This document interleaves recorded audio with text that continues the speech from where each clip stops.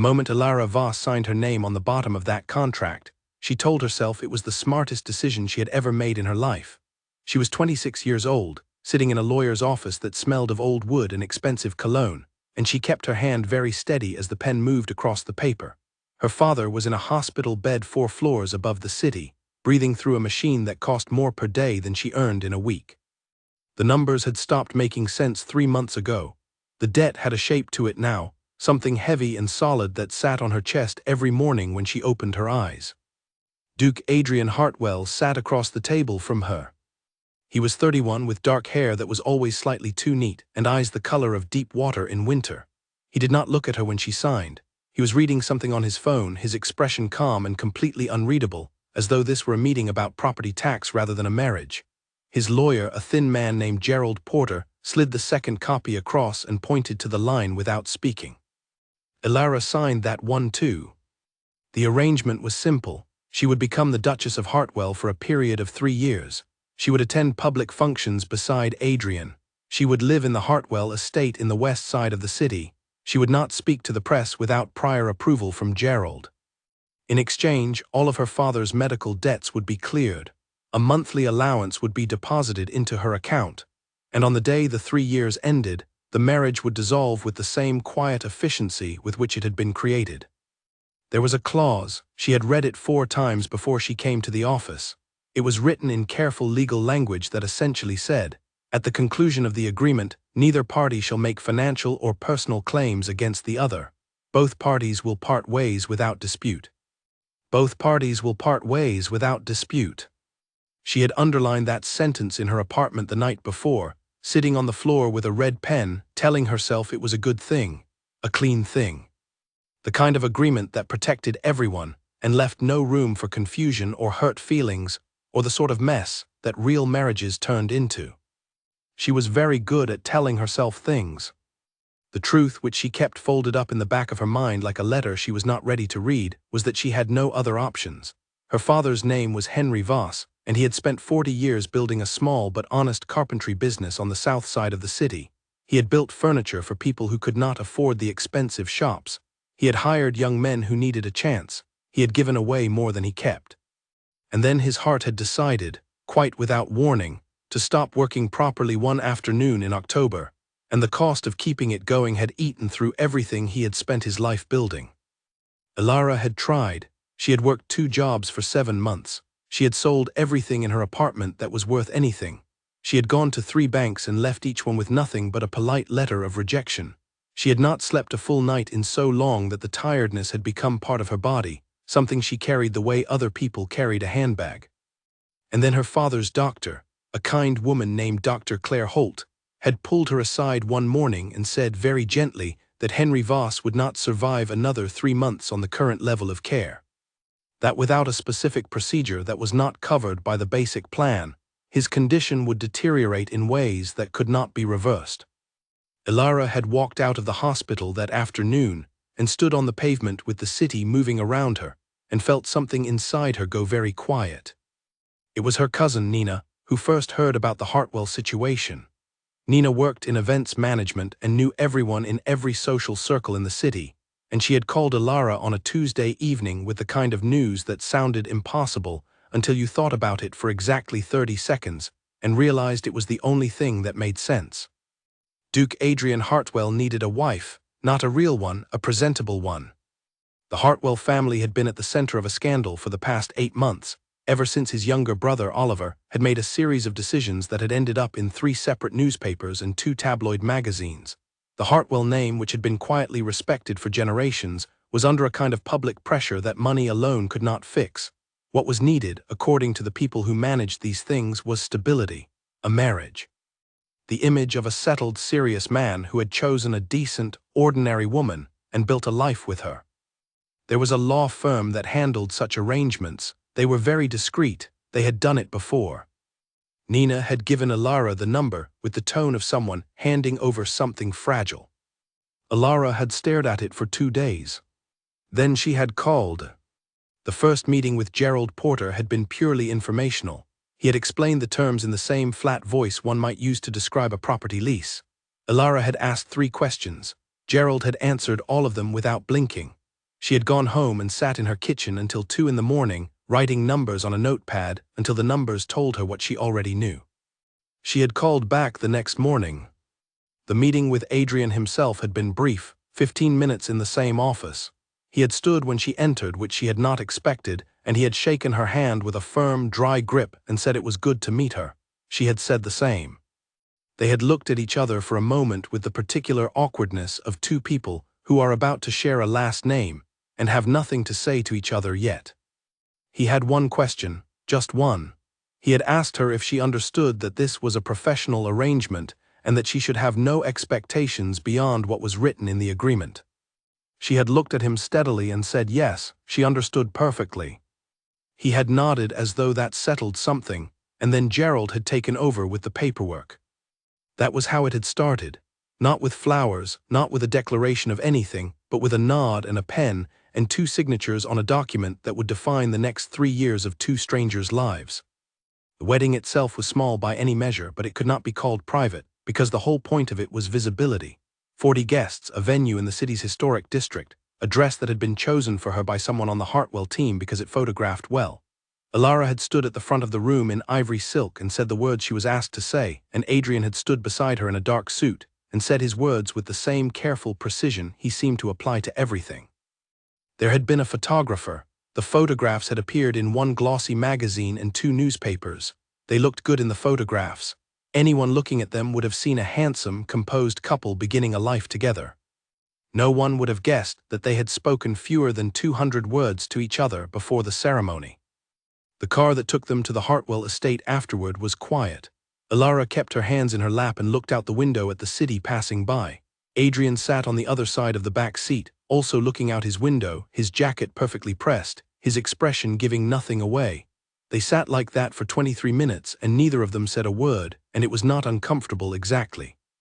It was more like the silence of two people who have each decided, privately and without discussion, to be very professional about this. The estate itself was something Alara had not been prepared for, even though she had looked it up online the night before she came. Photographs did not capture the weight of it. It was a 4-story building of grey stone set back from a private road behind iron gates, surrounded by an amount of garden that required, she would later discover, a full-time groundskeeper and his assistant. The inside was full of high ceilings and dark wood, and the kind of furniture that looked like it had been in the same place for 100 years and expected to remain there. Mrs. Donnelly, the estate manager, was a compact woman in her 60s with a brisk manner and a very efficient way of moving through rooms. She showed Alara to the suite on the 2nd floor that had been prepared for her and explained where everything was with the practiced ease of someone who had explained it many times before. Alara had noticed that first evening that Mrs. Donnelly did not look surprised by the arrangement. She had simply accepted it, the way the whole estate seemed to accept things, with a calm, old-fashioned dignity that did not waste energy on questions. Adrian's rooms were on the 3rd floor. That had been written into the agreement, too, not explicitly but implicitly, in the section about privacy and personal space. Each party would maintain their own private areas within the residence. There would be no intrusion without invitation. She had read that part several times as well. Dinner on the first evening of the marriage was the most formal meal Alara had ever eaten in her life, and she had spent 2 years waitressing at a restaurant where the cutlery cost more than her rent. She and Adrian sat at opposite ends of a long table that could have seated 12, and they were served by a quiet young man named Paul who moved around the edges of the room as if he were made of air. They talked. She had not expected that. She had prepared herself for silence, for the kind of polite not-indeed arrangement she had imagined when she pictured this. But Adrian asked her about her work. She had been a graphic designer before all of this, freelance mostly, with a small but steady list of clients. She had taken a leave of absence that the agreement had made financially possible. She answered his questions carefully, the way you answer questions from someone you are trying to impress without knowing why you are trying to impress them. She asked him about his work in return. He ran the Hartwell Foundation, a charitable organization that funded early education programs in underprivileged areas of the country. He described it without pride, which was the thing that surprised her most. He described it the way a mechanic describes an engine, accurately and with attention to how the parts worked. She found herself listening more carefully than she had planned to. They finished dinner and went to their separate floors. She lay in her bed in the second-floor suite and looked at the ceiling, which was high and pale and very still, and thought about her father in his hospital bed, and thought about the number in her bank account, which was already better than it had been in a year, and thought about the man 3 floors up who had asked her real questions over dinner, and listened to the answers with a focus that felt, for reasons she could not explain, like something more than courtesy. She told herself it was nothing. She was good at telling herself things. The first month was an exercise in careful navigation. They were strangers sharing a very large house, and they managed it the way careful people manage careful situations, with routines and polite distances, and a mutual understanding that neither of them would step into the other's life without a clear reason. She learned his schedule first, because his schedule was the thing that organized the household. He left for the foundation offices at 7:45 every morning, dressed and ready with the kind of quiet efficiency that suggested he had never in his life needed to be reminded of anything. He was back by 7 in the evening, sometimes later when the foundation had events. On weekends, he worked from a study on the second floor in the afternoons, and in the mornings he ran, long and early, returning before the kitchen staff arrived, his hair damp and his expression slightly more open than it was during the day.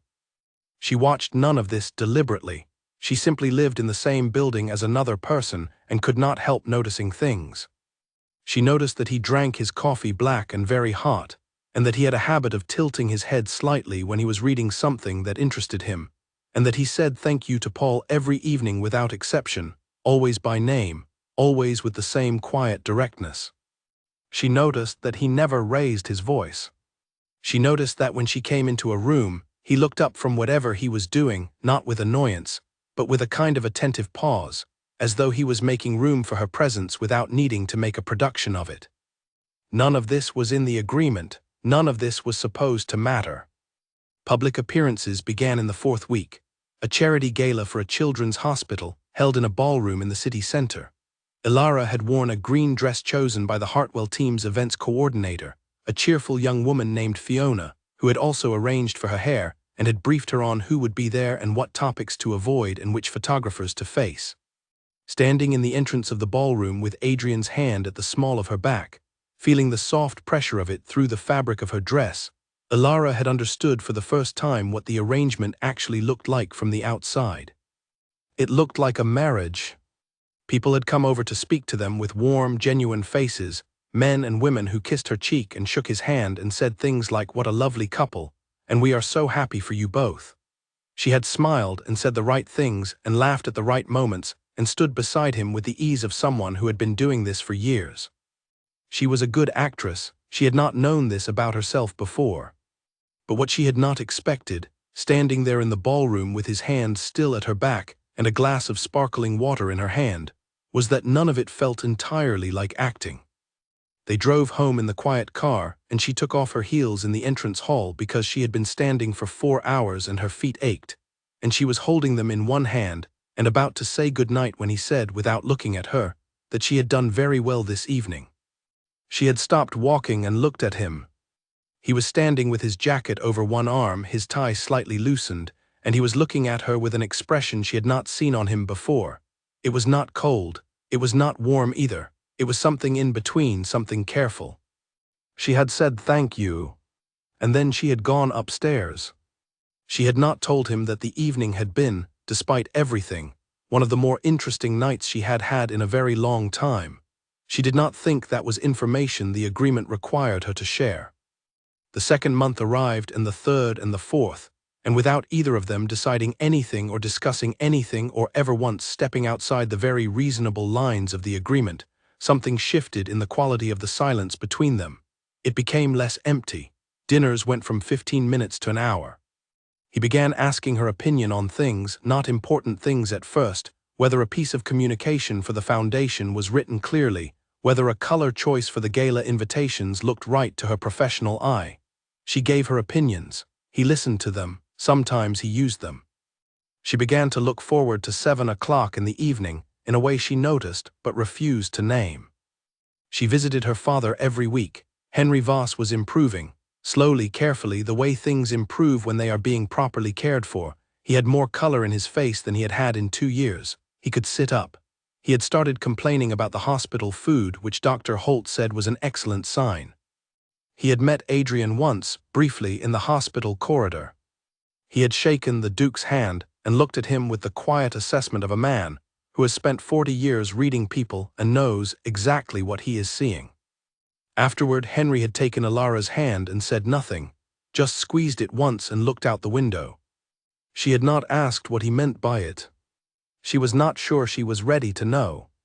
The first year passed like that, quietly and then less quietly, with public appearances and long dinners and Saturday mornings, when she sometimes found herself reading in the downstairs library because the light was good, and he sometimes found himself working at the other end of the room because it was the same library, and neither of them left when the other arrived. There was no moment she could point to later and say that was when things changed. It was not a single moment. It was 100 small ones, each too small to matter on its own, each adding something to a weight she was not measuring. She was very, very careful not to measure it. Because at the bottom of the agreement, in careful legal language, were the words she had signed her name beneath. Both parties will part ways without dispute. She had not forgotten them. She had not forgotten the number at the top of the document either. 3 years. She was good at arithmetic. She knew exactly how many days she had left. And as the first year turned into the second, and the second began to move toward its end with a speed that she found, privately, alarming, she started doing something she had never done before in the careful management of this arrangement. She started watching him when he was not watching her, looking for something in his expression that would tell her whether he felt any of the weight that she was carrying. She never found it. His face was always composed, always appropriate, always exactly what the situation required and nothing more. She told herself this was an answer. She told herself it was a relief. She kept account of the days the way you keep account of something that both matters and does not matter, checking it and then putting it away. She was 28 now. She had rebuilt her client list from her laptop in the estate's library. She had saved enough, with the allowance, to put down a deposit on a small apartment she had quietly identified in the eastern part of the city, 3 stops on the train from the hospital where her father continued, slowly and stubbornly, to recover. She had a plan. She had always had a plan. The plan was the agreement. 3 years, clean exit, no claims, no complications. She would leave with her father's debt settled and her own life waiting for her, and the kind of freedom she had been working toward since she was old enough to understand what freedom cost. She was going to be fine. The 3rd year started on a morning in January when she woke earlier than usual and lay in the gray light of the 2nd-floor suite and thought, with a clarity that was almost painful, that there were 365 days left. She got up, made her own coffee before the kitchen staff arrived, and stood in the large, quiet kitchen with the cup in both hands, looking out at the garden through the window. She heard him on the stairs at 7:38. She did not turn around. He came into the kitchen, saw her, and stopped for a half-second in the doorway.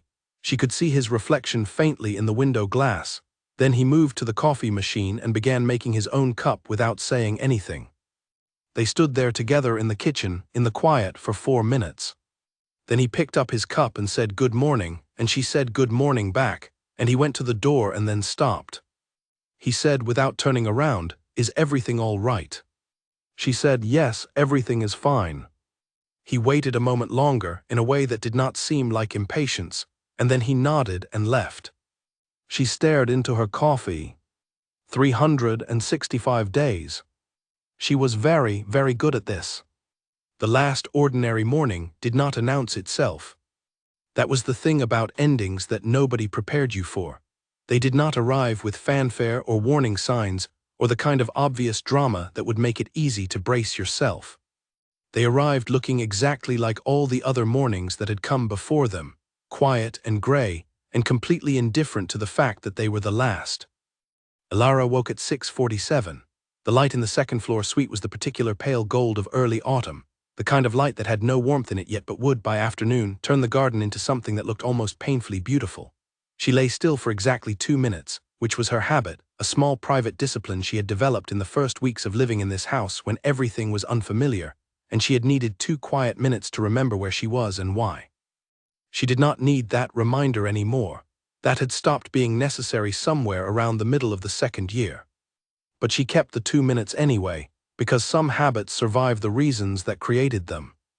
The suitcase was open on the floor beside the wardrobe. She had started packing 4 days ago, carefully, methodically, the way she did everything. She had sorted through the wardrobe first, separating what was hers from what had been provided by the Hartwell team for public appearances. The public appearance clothes she had folded neatly and placed back on the hangers in a separate section. They were not hers, they belonged to the arrangement. Everything else, the jeans and the soft jumpers and the 3 favorite dresses she had brought with her 3 years ago, she had folded and placed in the suitcase. There was not as much as she had expected. 3 years in a place and she still fit into one suitcase. She was not sure what that said about her. She sat up in bed and looked at the suitcase. It was not entirely closed yet. There were still things on the bedside table. Her book, a novel she had been reading for the past 2 weeks and had not finished. Her phone charger. The small photograph she kept in the inside pocket of her notebook. The one of her and her father taken the summer she was 12. Both of them standing in front of the furniture shop on a Saturday afternoon, with the kind of uncomplicated happiness on their faces that only existed in childhood. She picked up the photograph and looked at it for a moment, then she put it in the suitcase. Today was the day. The number had sat in her mind for 3 years like a countdown on a clock in the next room, always running, never quite audible but always felt. 1,095 days. She had not counted them every day. She had been very careful about that because counting them every day would have given the number too much power. But she had known always approximately how far she was from the edge, and now she was standing right at it. She dressed in her own clothes. Jeans, a white shirt, her worn-in shoes that she had brought from her old apartment, and that had never quite belonged in the entrance hall of the Hartwell estate. She did her own hair, simply, the way she had worn it before Fiona from the events team had shown her how to manage it for public functions. She looked at herself in the mirror and thought, this is what you looked like before. The face looking back at her was the same face. She supposed she had expected something different. She went downstairs. The kitchen was empty at this hour. The house staff did not arrive until 8, and Mrs. Donnelly came at 8:15, and Paul would not be in until late morning because he worked split shifts on weekdays. The kitchen in the early morning had a stillness that Alara had always found privately to be the best version of the house. It was enormous and well-equipped, and full of the kind of cupboards and surfaces that made it clear it had once been used for serious cooking. But in the early morning, it was just quiet and slightly dim, and smelled faintly of the coffee from the previous evening. She made her own coffee. She had always made her own coffee in the mornings. This had been one of the first small adjustments, when she realized that waiting for Paul felt strange to her, that she was not comfortable with the rhythm of being served in quiet moments, that she needed the small physical task of making something herself. She stood at the window with her cup and looked out at the garden. The groundskeeper, a steady man named Frank, had been preparing the garden for autumn. The beds along the south wall had been cleared, and the roses that had been riotously pink all through July were cut back now, tidy and purposeful-looking, waiting for the cold. There was a tree at the far end of the garden, an old oak that Alara had once asked Mrs. Donnelly about and learned was older than the house itself, that had begun to turn. It was the color of old copper this morning, against a sky that had not yet decided what it wanted to be. She looked at it and held her coffee with both hands. She had a speech prepared. She had been composing it since August, running through it in her head on quiet evenings, adjusting the words, testing the tone. It was polite. It was warm, she thought, in a professional way. It acknowledged the 3 years with appropriate dignity. It wished him well with genuine sincerity. It did not linger. She had planned to deliver it over breakfast, before the day's schedules began, because Adrian left at 7:45, and this morning of all mornings, she did not want him to simply walk out the door at 7:45 and have the ending happen in an empty hallway. She heard him on the stairs at 7:22. She turned from the window. She was not sure why she turned. There was no reason to face the door. She could have kept looking at the garden and said what she needed to say over her shoulder with perfect composure. But she turned, and when he came through the kitchen door he found her already looking at him, which meant there was no transition, no moment of adjustment, just immediate eye contact before either of them had decided what their face was doing. He was already dressed, jacket on, which was unusual for this early. He had an early meeting, she remembered now. He had mentioned it 3 evenings ago and she had filed it away in the part of her memory that tracked his schedule, the same part that knew he drank his coffee black and took his calls in the study and never ate before 7. He stopped when he saw her. Not dramatically, not with a great halt. Just a small pause, barely a second, the kind of pause that is only visible if you have been watching someone long enough to know what their completely unsurprised self looks like. She had been watching long enough. He said, "Good morning." She said, "Good morning." He moved to the coffee machine and began his own cup, and she turned back to the window because suddenly the oak tree was very interesting, and the coffee in her hands was very warm, and the speech she had been preparing since August had, without warning, entirely vacated her mind. This was not the plan. The plan had been composure. The plan had been the polite, warm, professionally dignified speech that wished him well and acknowledged the 3 years. She had been very good at plans for the past 3 years. She was a person who made plans and followed through on them and did not allow the reality of situations to ambush her, because she had spent enough of her life being ambushed by reality and had learned, at considerable personal cost, to walk through the world in a state of readiness. She was not ready. She was standing at the window of a kitchen she had made her own over 3 years, holding a coffee cup she had bought herself from a shop 2 blocks from the estate, looking at a tree she had learned the name of from a man named Frank who had taught her, one October afternoon, how to tell an oak from an ash by the shape of its leaves, and she was not ready. She heard him finish making his coffee. She heard the soft sound of him setting the machine back to its resting position, a small familiar click that she had heard perhaps 600 times in 3 years. She heard him move to the table and pull out his chair. She did not turn around. He said, "You are already up early." She said, "I could not sleep well." He said, "The garden looks different this time of year." She said, "Yes, it does." There was a silence, not uncomfortable. The silences between them had stopped being uncomfortable sometime in the middle of the first year, and had become, over time, the kind that 2 people share when they know each other well enough to not need to fill every gap. She had stopped noticing when that happened. She had noticed the absence of the noticing only later, the way you realize you have stopped hearing the traffic outside your window and cannot say exactly when it became background. She turned around. He was sitting at the table with his coffee and a small leather notebook that he carried everywhere, and he was looking at her. Not the way you look at someone when you expect them to speak, just looking in the steady way he had, the way that had unsettled her for the first 3 months of the arrangement, and had slowly, over time, become something she associated with the feeling of being seen clearly. She sat down on the other side of the table. Not in her usual chair at the far end, which was where she sat for dinner, but at the chair across from him, the close one, the chair that was close enough that she could see the slight line between his brows that appeared when he was thinking about something he had not yet resolved. She put her coffee down. She said, "Today is the last day." His expression did not change. She watched very carefully, the way she had become very good at watching him over 3 years, and it did not change, but there was a quality that entered the stillness of his face that was not nothing. She did not know what to name it. She had never been able to name everything she saw in him. He said, "I know." She said, "Gerald is coming at 2 o'clock with the paperwork." He said, "Yes." She said, "I have packed most of my things. I will collect the rest this week. I found an apartment in the eastern side of the city. It is small, but it has good light." He said, "That sounds right for you." She looked at him. "That sounds right for you." Not "that sounds good" or "I am glad for you" or any of the other phrases she had prepared herself for. Just "that sounds right for you," spoken in the same quiet, precise way he said everything, as though he had given those words exactly the weight they needed and no more. She wanted to ask him what he meant by that. She did not ask him. She picked up her coffee and drank from it and looked at the table and said, "I wanted to thank you for the 3 years, for the way you handled everything. It was easier than it could have been. More than I expected." He was quiet for a moment. Then he said, "You made it easy." She kept looking at the table. There was a small mark on the wood, barely visible, from a cup that had been set down without a coaster months ago.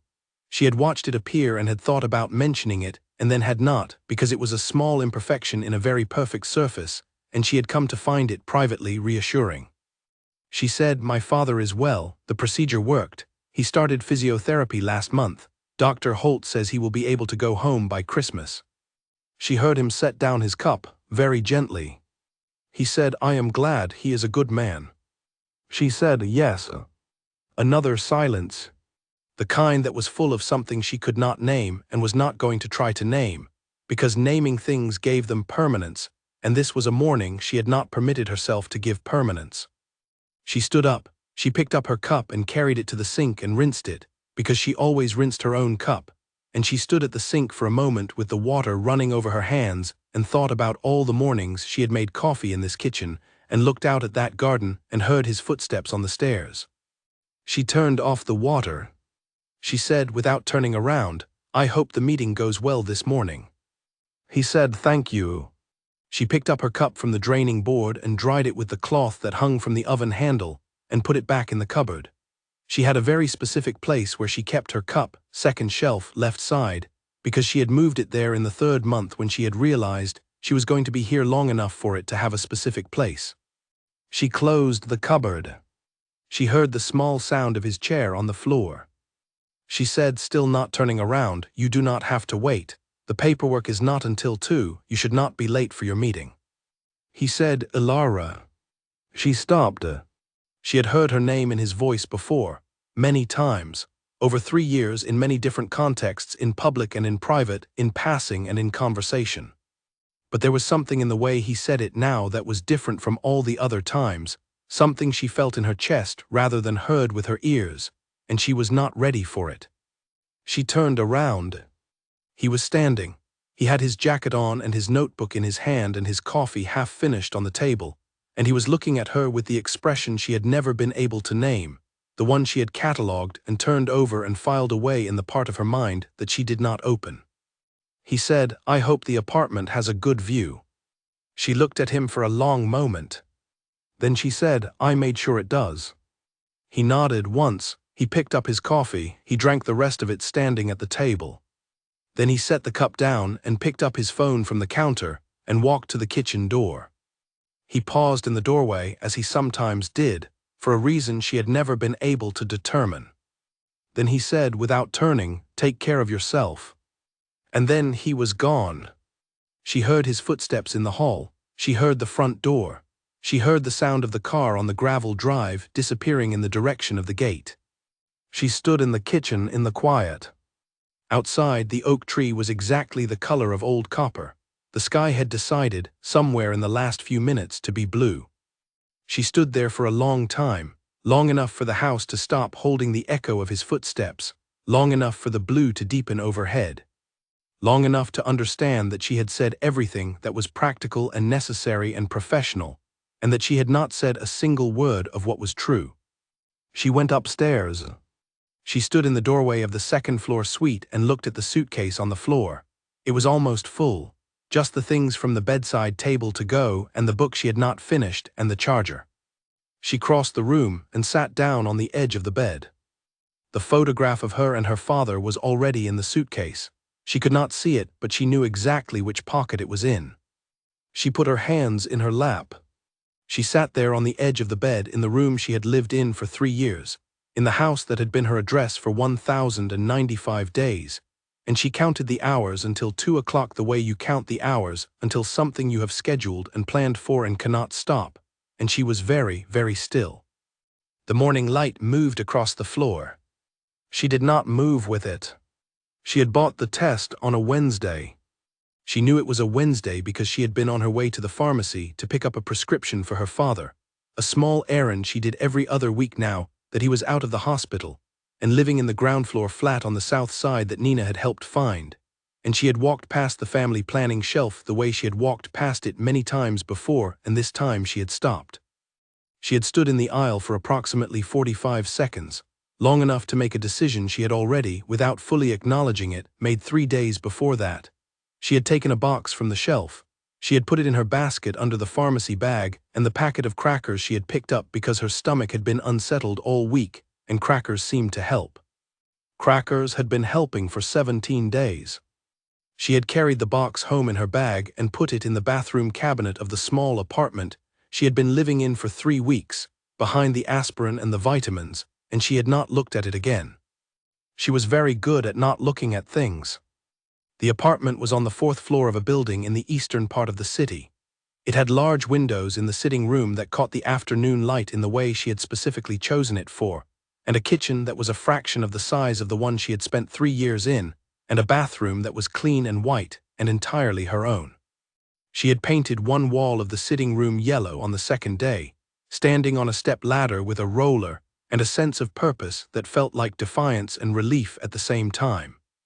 She had liked the yellow. She still liked the yellow. She liked it every morning when she woke up and did not sleep well and went to sit in the sitting room in the dark before dawn and looked at the yellow wall, which was the only wall in the room that was visible before the light came up. She had not been sleeping well. She told herself it was the new apartment, new sounds, new rhythms. The building settled differently at night than the estate had, with its own set of creaks and pings that she was still learning to identify and file away under harmless.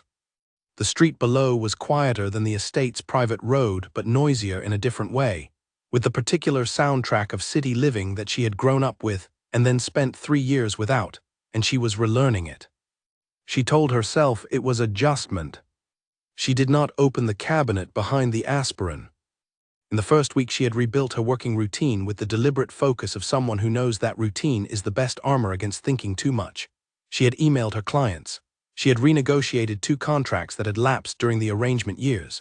She had set up her desk in the corner of the sitting room by the windows, her monitor and her reference books and the small ceramic cup that held her pens, arranged exactly the way she preferred. She had worked from 8 until 12, taken a proper lunch, worked again from 2 until 6, and in the evenings she had read or visited her father or called Nina, who was a generous and wonderfully practical friend who did not ask questions that were not her business. In the second week, her appetite had begun to do strange things. Not in the dramatic way she might have expected if she had been the kind of person who let herself expect things. It was subtler than that. Food that she had always enjoyed suddenly smelled stronger than it should. Coffee, which she had drunk black every morning for years, had developed a slightly wrong quality that she could not identify, but that turned her stomach after 3 sips. She had switched to tea. Then she had found herself preferring crackers and plain rice and very little else. And she had told herself it was a stomach thing, a virus, the stress of transition.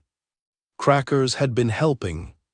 It was the crackers, more than anything else, that had made her stop in the pharmacy aisle. She had been 17 days of crackers before she let herself stop. The test sat in the cabinet for 6 days. She had a very clear and practical reason not to open it. Not opening it meant she could continue operating on the assumption that she was dealing with a stomach virus, which was a thing that resolved itself without requiring any decisions. Opening it meant confronting either a relief or a reality, and she was not ready for either, and she knew herself well enough to know that not being ready was important information that should be respected. She was a very sensible person. She visited her father on the Thursday of the first week and the Thursday of the second week. Henry Voss was doing what Henry Voss did, which was progress steadily and complain entertainingly. He had started physiotherapy with a young man named Callum who apparently had no patience for excuses, which Henry found both irritating and effective. He was sleeping better. He was eating everything on his plate, which Dr. Holt considered the most reliable indicator of genuine recovery. He had started reading again, detective novels, the same genre he had always preferred, the ones with complicated plots and satisfying endings. On the second Thursday, he had looked at Alara across the small kitchen table where she had brought him soup, the kind he liked with thick noodles and a lot of black pepper, and he had asked her how the new apartment was. She had said it was good. She had told him about the yellow wall. He had smiled. He had her mother's eyes, which was a thing she rarely let herself think about, and when he smiled like that the resemblance was very complete. He said, "You always wanted a yellow something." She said, "I know, I never had a place that was mine enough to paint." He said, "And now you do." She said, "And now I do." He looked at her for a moment with the assessment that she had loved and been slightly afraid of her whole life, the look that meant he was reading her the way he read wood, finding the grain, understanding the structure. Then he said, "Are you all right, Alara?" She said, "I am fine, Dad. I am tired. It is a lot of change." He nodded. He did not push. Henry Voss had never pushed. He had always understood, with the deep patience of a man who had built things from scratch and knew that rushing created weakness, that some things needed to come to him in their own time. She had driven home from his flat that Thursday evening and parked outside her building, and sat in the car for 8 minutes before going inside.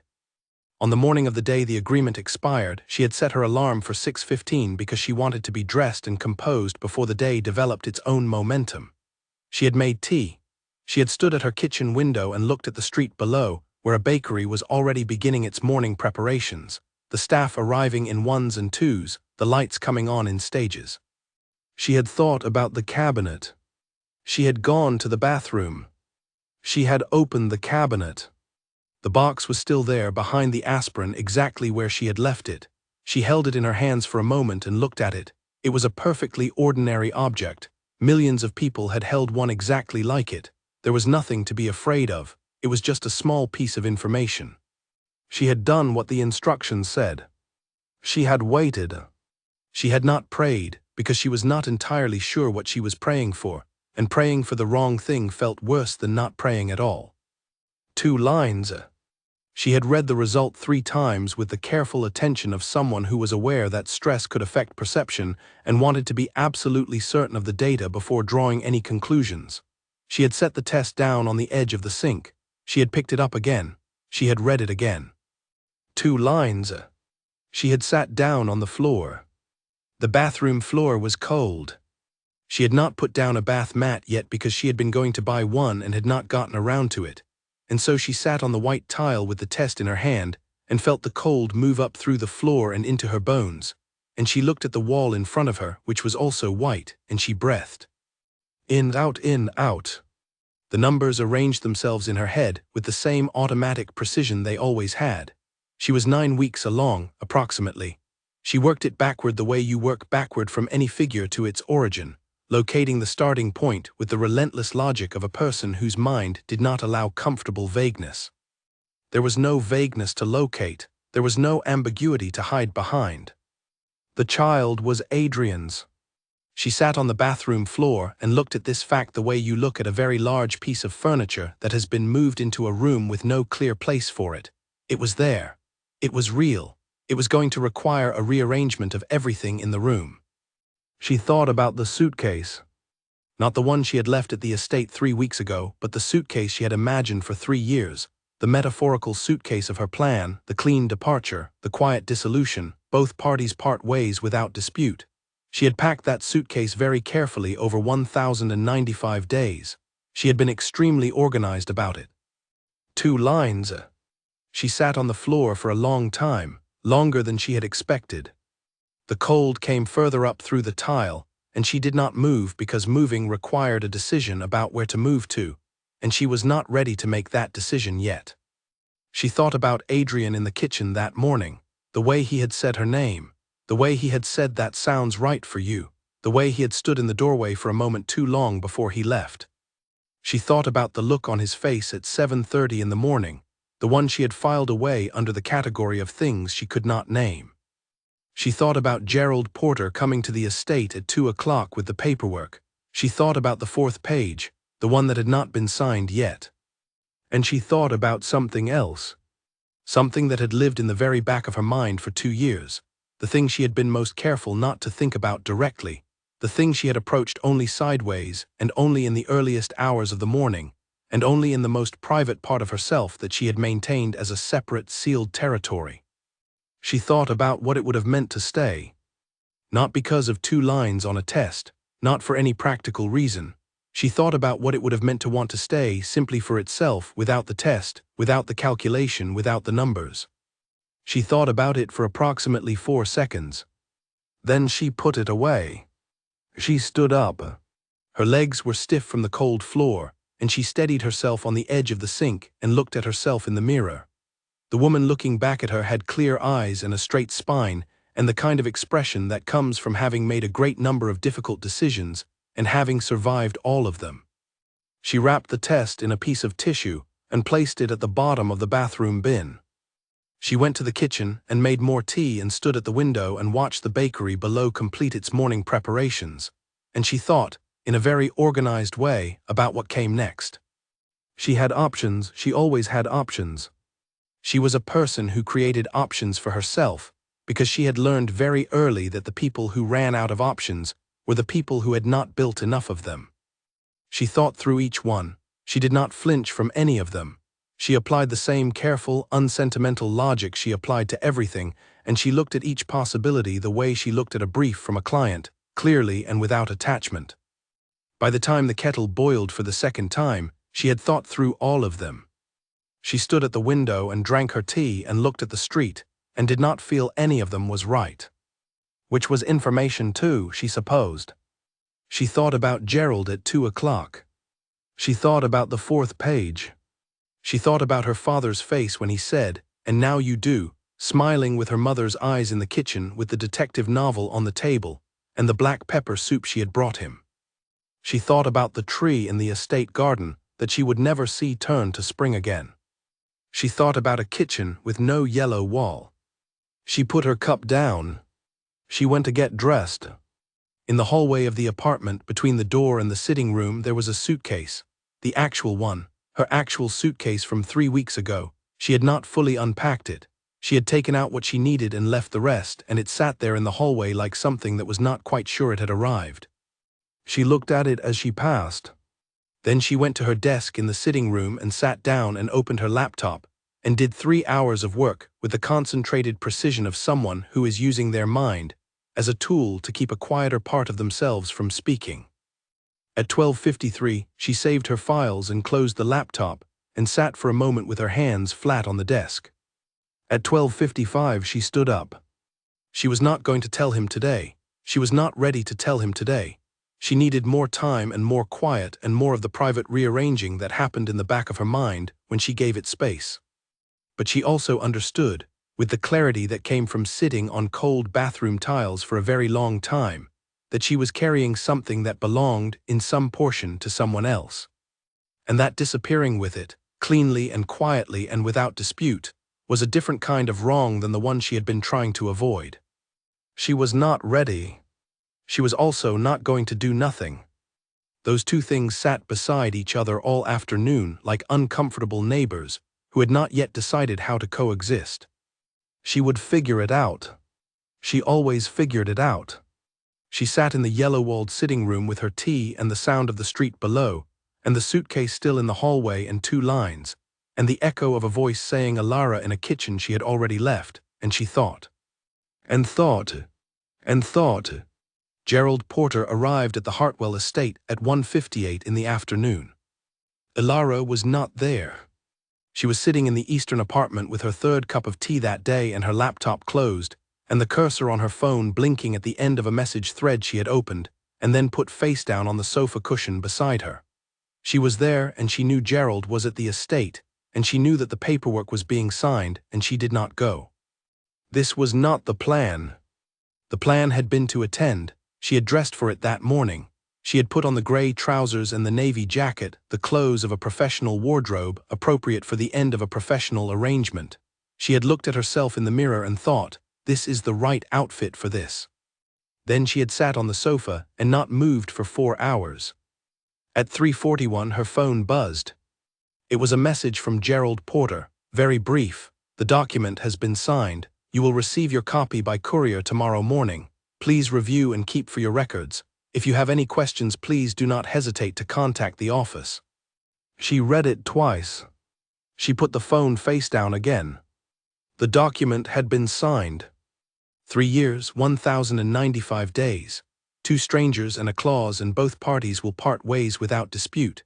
And now it was on paper with a signature on the 4th page, and a copy going to a courier, and the whole architecture of the last 3 years resolved into a legal document that was already being filed somewhere very organized and very quiet. She did not feel the relief she had spent 3 years telling herself she would feel. She felt the 2 lines. At 7 in the evening she ate a bowl of plain pasta, because it was what her stomach would accept, and she stood at the kitchen window and watched the street and thought about what kind of person does not tell a man that he is going to be a father. Not a cruel person, not a careless person. She was not cruel or careless. She had spent her entire adult life being the least careless person in any room. She had budgeted and planned and prepared and made decisions with both eyes open and had paid the price of every one of them without complaint. 2 lines was not a decision she had made carelessly. But how to explain that to a man who, for all his composure and his precision and his measured words, had not in 3 years ever said anything that invited her inside whatever was behind his eyes? How to walk into the offices of the Hartwell Foundation or call the number she still had in her phone from event coordination and say, "There is something you need to know." What would come after that sentence? She did not know. That was the problem. She was very bad at not knowing. At 9:30 she went to bed and lay in the dark with the yellow wall invisible on the other side of the room, and thought about Adrian at the lawyer's office today, sitting across from Gerald with a pen in his hand, turning the pages of the document, arriving at the 4th page. She thought about what his face had looked like at that moment. She had not been there to see it. She did not know if that was a mercy or a cowardice. She fell asleep eventually, in the way she had been falling asleep for weeks, suddenly and then shallowly, as though her body was managing sleep in small, careful portions. She woke at 3 in the morning. The city was quiet. The bakery below had been dark since 10. There was a sound from the street, a car moving slowly past, and then nothing. She lay in the dark and thought about the word document, the signed document, the document that made everything official and complete and done. The document did not know about 2 lines. The document knew about 1,095 days and the terms of a careful professional arrangement and 2 people who had agreed in advance to part ways cleanly. The document was very thorough about all of it. She got up. She made tea because sleep was clearly not something that was available to her at this hour, and she carried her cup to the sitting room and sat in the dark in her favorite chair, the one she had had since her first apartment at 22, battered and overstuffed, and the exact right shape for sitting in the middle of the night. The yellow wall was invisible in the dark. She sat there and let herself think about it properly for the first time. Not in the controlled, organized way she had been thinking about it since the bathroom floor, running through options and weighing variables and building frameworks around the problem to keep it contained. She let herself just think about what it was. A baby. She held the word in her mind very quietly for a long time. She had not thought about children the way some people thought about children, as a concrete goal with a timeline. She had been too busy surviving the last several years to construct elaborate futures, but she had not wanted them either. She had, in the private geography of her hopes, simply filed it under eventually, which was the territory reserved for things you believed in but cannot plan for yet. Eventually had arrived without consulting her schedule. She thought about her mother.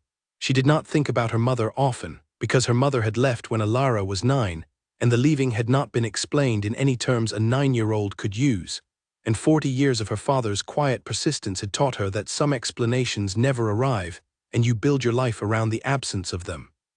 But she thought about her mother now, in the 3 o'clock sitting room with the yellow wall invisible in the dark, because there was something about this moment that made the shape of her mother's absence unusually clear. She thought, I would not do that. Not to a child, and not to a man who had a right to know. Whatever happened after that knowledge was shared, whatever was decided or not decided, whatever shape the future took, she would not carry this alone and call it a choice. She had made that decision before she finished her tea. What she did not have was a when or a how. Those were harder. She needed time, not months, not much time, a few weeks, long enough to understand what she was going to do and how she was going to live and what her actual life looked like on the other side of this information. She could not go to him in the middle of her own unresolved state and hand him a crisis she had not yet managed herself. That was not how she operated. She had standards. She would figure it out first, and then she would tell him. The document could be signed. The official version of events could read exactly as planned. And then, when she was ready, she would add a chapter that the agreement had not anticipated. This was the plan. She felt the plan settle over her the way good plans always settled, with the particular relief of structure imposed on chaos. She went back to bed. She slept until 6:40. The morning was gray and still, and the bakery was already bright below. She made tea and toast, one piece plain because the crackers had run out and toast was the acceptable alternative, and she stood at the window and watched the city begin its day. She had 3 client emails to answer. She had a design project due at the end of the week. She had physiotherapy with her father on Thursday, and a grocery shop that needed doing because her refrigerator was becoming embarrassingly sparse. Ordinary, all of it ordinary, she was grateful for that. She answered the client emails. She worked on the design project for 2 hours. She ate the toast very slowly, which her stomach accepted without complaint, which she chose to interpret as progress. At midday, her phone rang. It was Nina. Nina said, "I heard the papers went through yesterday." Ilara said, "Yes." Nina said, "How are you?" Ilara said, "I am fine, I am adjusting." Nina had a very specific silence that she deployed when she did not believe a person but was deciding not to push. This was that silence. Ilara had known Nina for 20 years and knew every one of her silences. Nina said, "Do you want to come for dinner this week?" Ilara said, "Yes, Thursday after the hospital." Nina said, "I will make the pasta with the lemon sauce." Ilara said, "That sounds good." Nina said, "Ilara." Ilara said, "Yes." Nina said, "You know you can tell me things." Ilara was quiet for a moment. She was looking at the yellow wall. The afternoon light was beginning to find it, that slow, warm movement across the paint that she liked in the late morning. She said, "I know." She said, "I am not ready yet." Nina said, "That is fine, Thursday." Ilara said, "Thursday." She hung up and sat for a moment with the phone in her hand, and felt the particular loneliness of being surrounded by people who love you and still needing to hold a thing alone for a little longer. The courier came the next morning with a thick envelope. Gerald Porter's office return address in the top left corner. She signed for it and took it inside and set it on the kitchen table. She made tea first, then she opened it. The document was 12 pages. She read all 12. She was the kind of person who read all 12 pages. She had read the original in its entirety before she signed it 3 years ago, and she read this final version with the same careful attention, checking every clause, noting every reference. On the 6th page there was a clause about shared assets. There were none. That had been a deliberate structural feature of the original agreement. Everything was separate. Nothing had been jointly acquired. She had not let herself acquire anything jointly. On the 10th page there was the standard language about no further claims. She read it twice. On page 12 was a signature, one signature. The 4th page, the final page, which required the signature of both parties, had his name in the right-hand box and the left-hand box was blank. She had not signed. She had not gone to the estate. She had not been there when Gerald arrived. She had not signed. She sat very still with the document in her hands.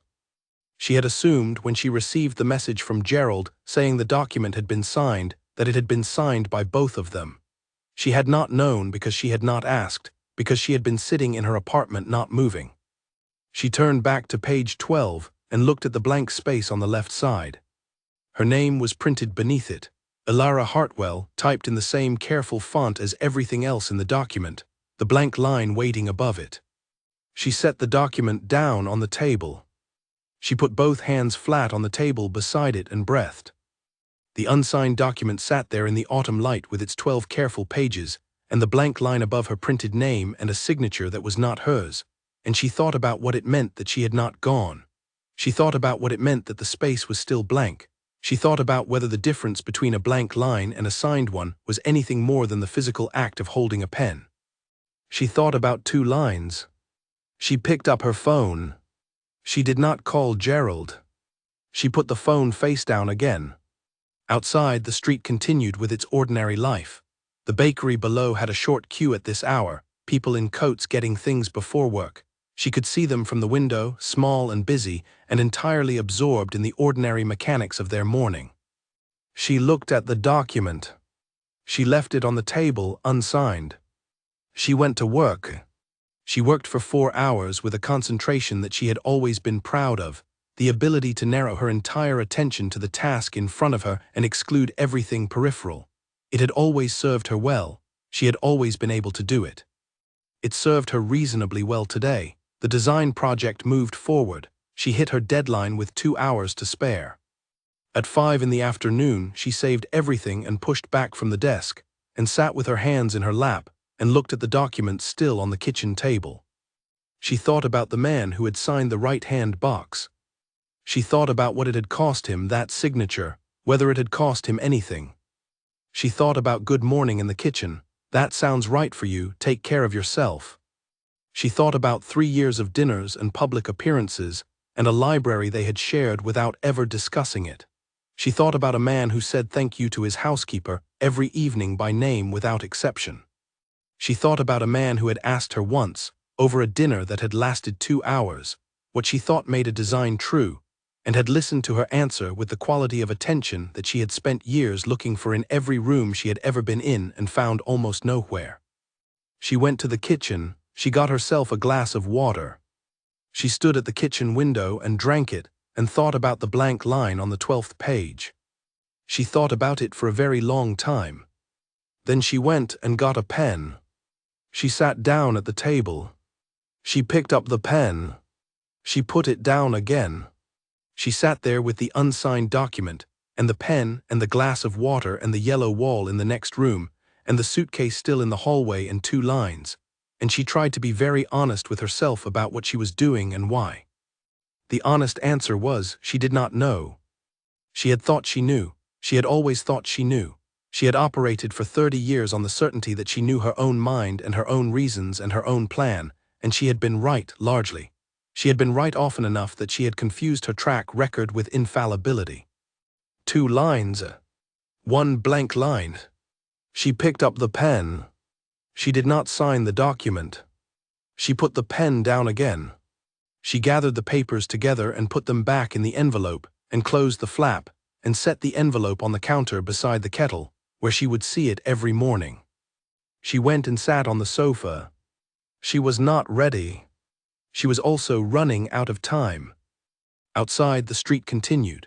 The bakery below turned off its lights.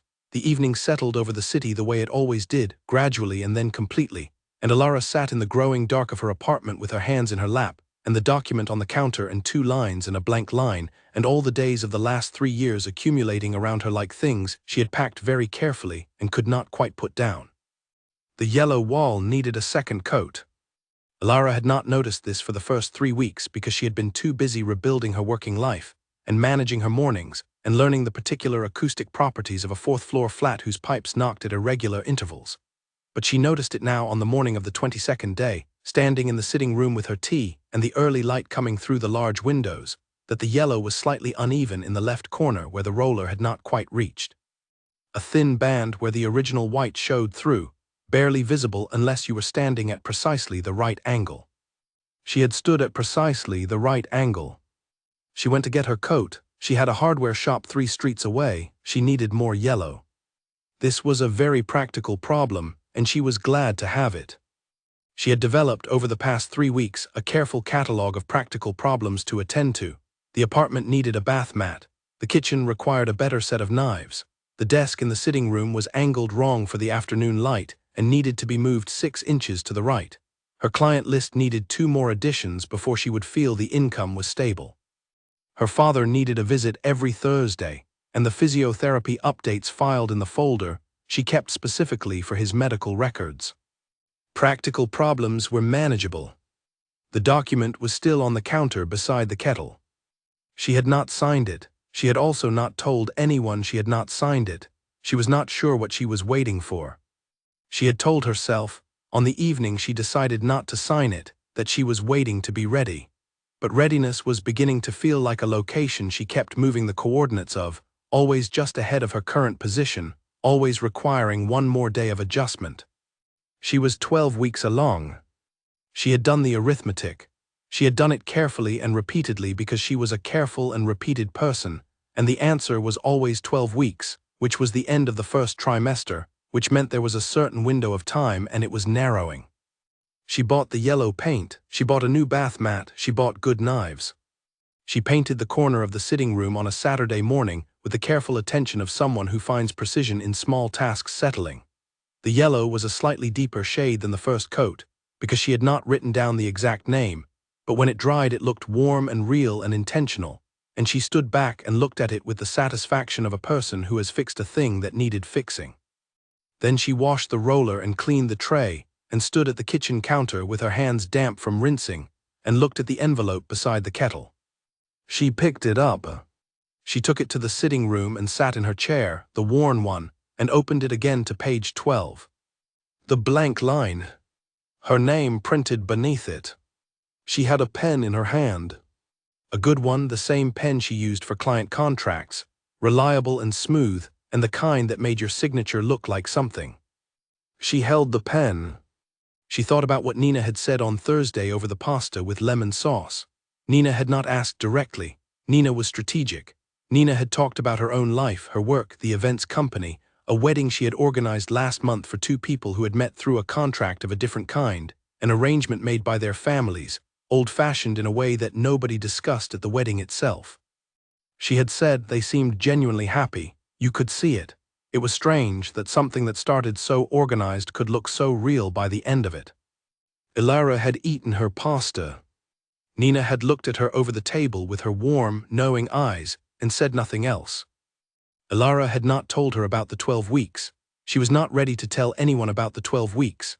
Telling Nina would make it real in a different way, a social way, the kind that sends information outward through a network of people who care about you and then brings back their responses, which would require her to have responses to their responses, and she was not ready for that chain of events. She was still inside the private fact of it. She set the pen down on the cushion beside her. She thought about what telling him would look like.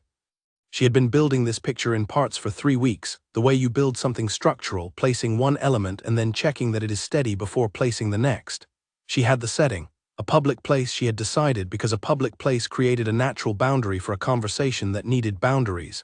A cafe, probably, somewhere she had chosen, somewhere she had never been with him.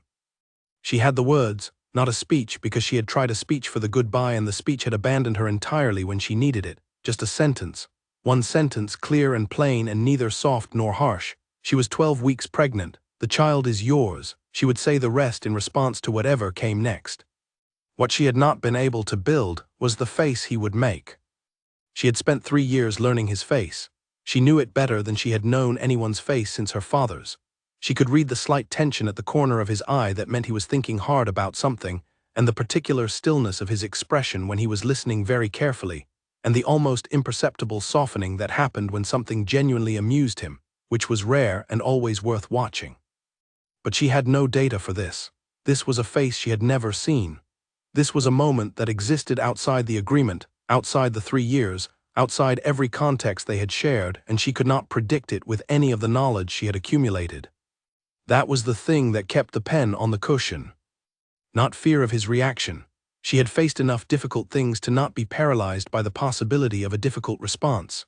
She was afraid of something else, something smaller and more private, something she identified on the 24th day when she woke at 2 in the morning and lay in the dark, and finally let herself think it clearly. She was afraid of finding out that there was nothing behind his eyes for her. 3 years, 1,095 days, and she had never once asked. She had kept the agreement with the integrity she brought to every commitment she made. She had not allowed herself to want more than what was written in the document. She had held very carefully to her half of the careful structure they had built. But she had not been able to stop noticing. She had noticed, and then she had told herself it was nothing, and then she had noticed again, and then she had made another note in the catalogue of things she was not measuring. And 3 years of things she was not measuring had built up into a weight she was walking around with like a suitcase she had been carrying so long she had stopped feeling the strap. If she told him about the 12 weeks and his face was polite and concerned and professionally appropriate, she would have her answer. She would know, in the clearest possible terms, that 3 years of quiet noticing had been entirely one-sided. That would be a kind of relief, she supposed. She had not wanted it. She was very tired of the things she had not allowed herself to want. She went to the kitchen, she made tea. She was a person who made a lot of tea, she had discovered when she was trying not to make decisions. She stood at the window and drank it and watched the quiet street below. At the end of the 3rd week, she had done something she had not planned. She had been sitting at her desk working on a logo project for a client in the textile industry, something with clean lines and a specific shade of dusty rose, and her phone had been on the desk beside her, and she had picked it up in a short break between working segments and opened the message thread without fully deciding to. She had typed, "I have been thinking." She had looked at it for a very long time. She had deleted it. She had put the phone face down. She had worked for another 2 hours. The phone had stayed face down. At the end of the 4th week, she received a message from Fiona, the events coordinator, who was a naturally cheerful person who sometimes messaged regardless of professional context, because she had decided at some point that Alara was a friend and not merely a former client. Fiona's message said, "Hope you're settling in well. I know the transition must be strange. You were always so lovely at events, we all noticed." Alara had stared at the message for a moment. "We all noticed." She had typed back, "Thank you, Fiona, that is very kind." She had put the phone down and looked at the wall. "We all noticed." She had been very careful. She had been profoundly careful the entire 3 years to ensure that the arrangement looked exactly like what it was and nothing more. She had been warm and appropriate and gracious at every public function, and she had been exactly as present as was required and exactly as visible as the agreement needed her to be. She had been the public half of a public arrangement with the same discipline she brought to everything. And apparently, it had looked like something that people noticed. She sat with this information. It was possible they were simply responding to good performance. Fiona was a kind person, and kind people say kind things. It might have been nothing more than a professional compliment offered warmly. Or, she did not allow herself the or. She made another cup of tea. On the 32nd day, she did something that settled the question of timing in a way she had not expected. She went to see Dr. Claire Holt. Not about herself. She had booked an appointment with her own doctor, a quiet man named Dr. Peter Shaw, who had confirmed what the test had already said with the same dispassion that good doctors bring to factual information. She had started the vitamins he recommended. She had accepted a referral to an obstetrician whose schedule had an opening in 2 weeks. She went to see Dr. Holt about her father.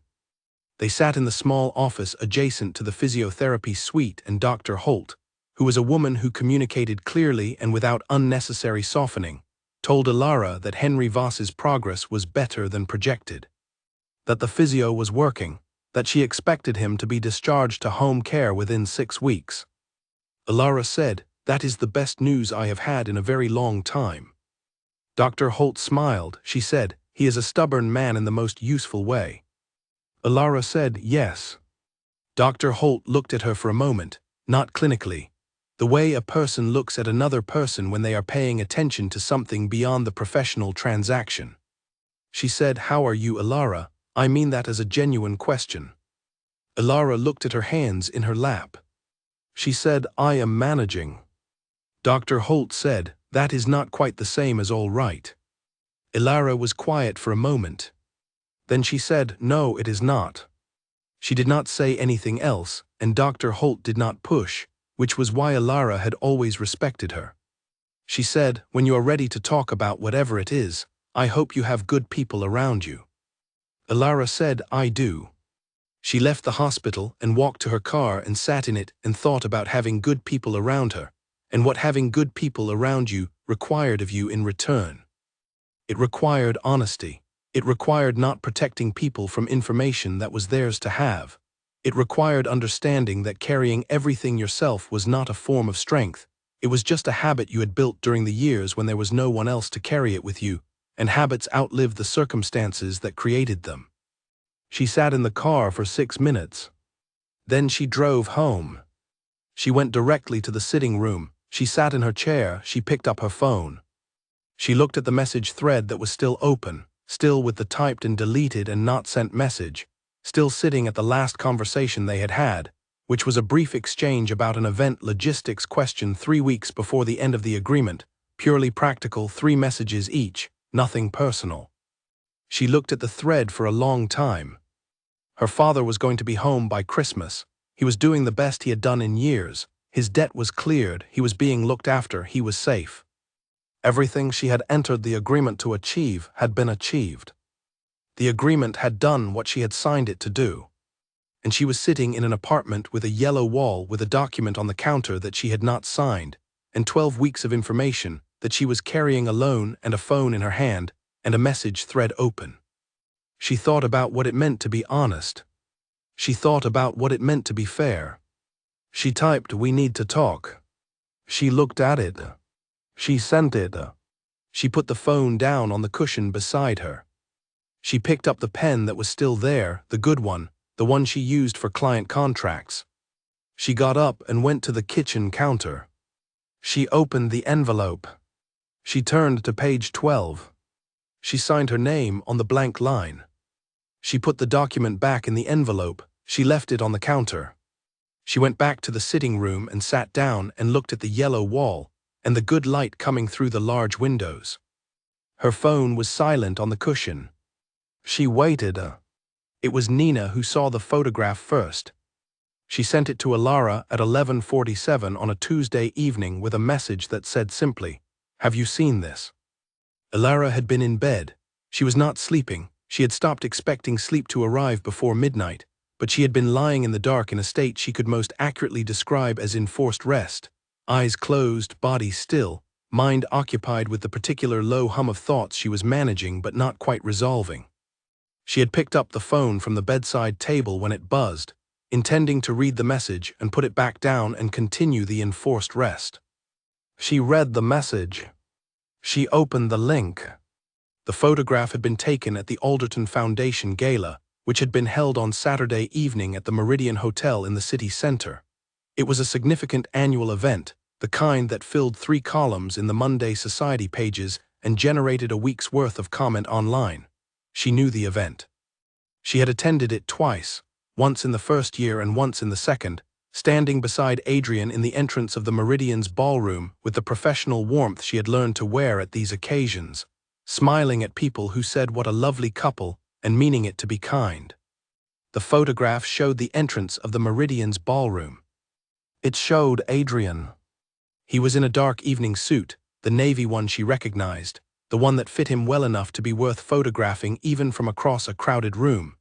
He was standing in the way he always stood at these events, composed and attentive, the posture of a man entirely comfortable in formal situations. He was not alone. Beside him was a woman Ilara did not recognize.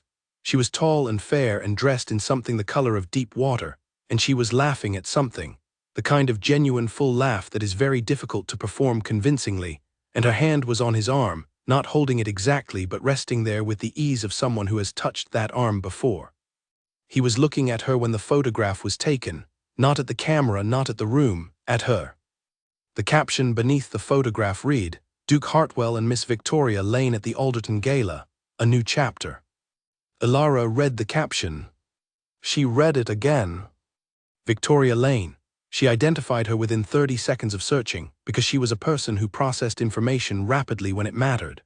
Victoria Lane, 34, daughter of a prominent architect, educated abroad, currently running a design consultancy with offices in 2 cities, well connected in the social circles that the Hartwell Foundation navigated and the Alderton family occupied. Beautiful in the very particular way of someone who has always known they were beautiful and has made a kind of peace with it. The kind of woman who laughed genuinely in photographs. Ilara put her phone face down on the bedside table. She lay in the dark. She was not angry. She was not hurt. She was not going to tell herself that she was not angry or hurt in the careful, dismissive way of someone who is actually both, because she had made a commitment to honesty recently, and she intended to apply it to herself as well as to other people. She took an inventory. Her chest felt tight, not painfully, the way a room feels tight when it has too much furniture in it. She breathed and the tightness did not disappear exactly, but it shifted, made slightly more room for itself, stopped pressing so directly on the thing beneath it. The thing beneath it was a feeling she had been carrying in the back of herself for a very long time. She did not name it. She got up. She went to the kitchen and did not make tea because she had been limiting her caffeine, and a cup at midnight was not a sensible idea, and sensible was the thing she was still committed to being. She got a glass of water. She stood at the kitchen window and drank it and looked at the street below. The bakery was dark. The street was empty except for a couple walking a dog, unhurried, the dog stopping to investigate something in the gutter with the absorbed focus of a small expert. She watched them until they turned the corner. She thought about Victoria Lane, laughing with her hand on his arm. She thought about the agreement, which she had now signed. The document was still in the envelope on the counter. She had signed it 4 days ago and had not yet sent it back to Gerald, which was a delay she had not made a deliberate decision about. It had simply not been sent. She looked at the envelope. She looked at her phone on the kitchen counter, where she had left it when she came in for water. The message thread she had opened 5 days ago, with the 2 words she had sent into it and nothing back, sat at the end of its conversation like a door that was closed but possibly not locked. "We need to talk." Nothing back. She had told herself for 5 days that there were 100 reasonable explanations for no response. He was busy. He had not seen the message. He had seen the message and was composing a response. He was giving her space because he was a person who understood the value of space. She had run through the full list repeatedly, and each time arrived at the same conclusion, which was that she did not know and could not know and would have to wait. She had been waiting for 5 days. She looked at the photograph again on her phone, just once more.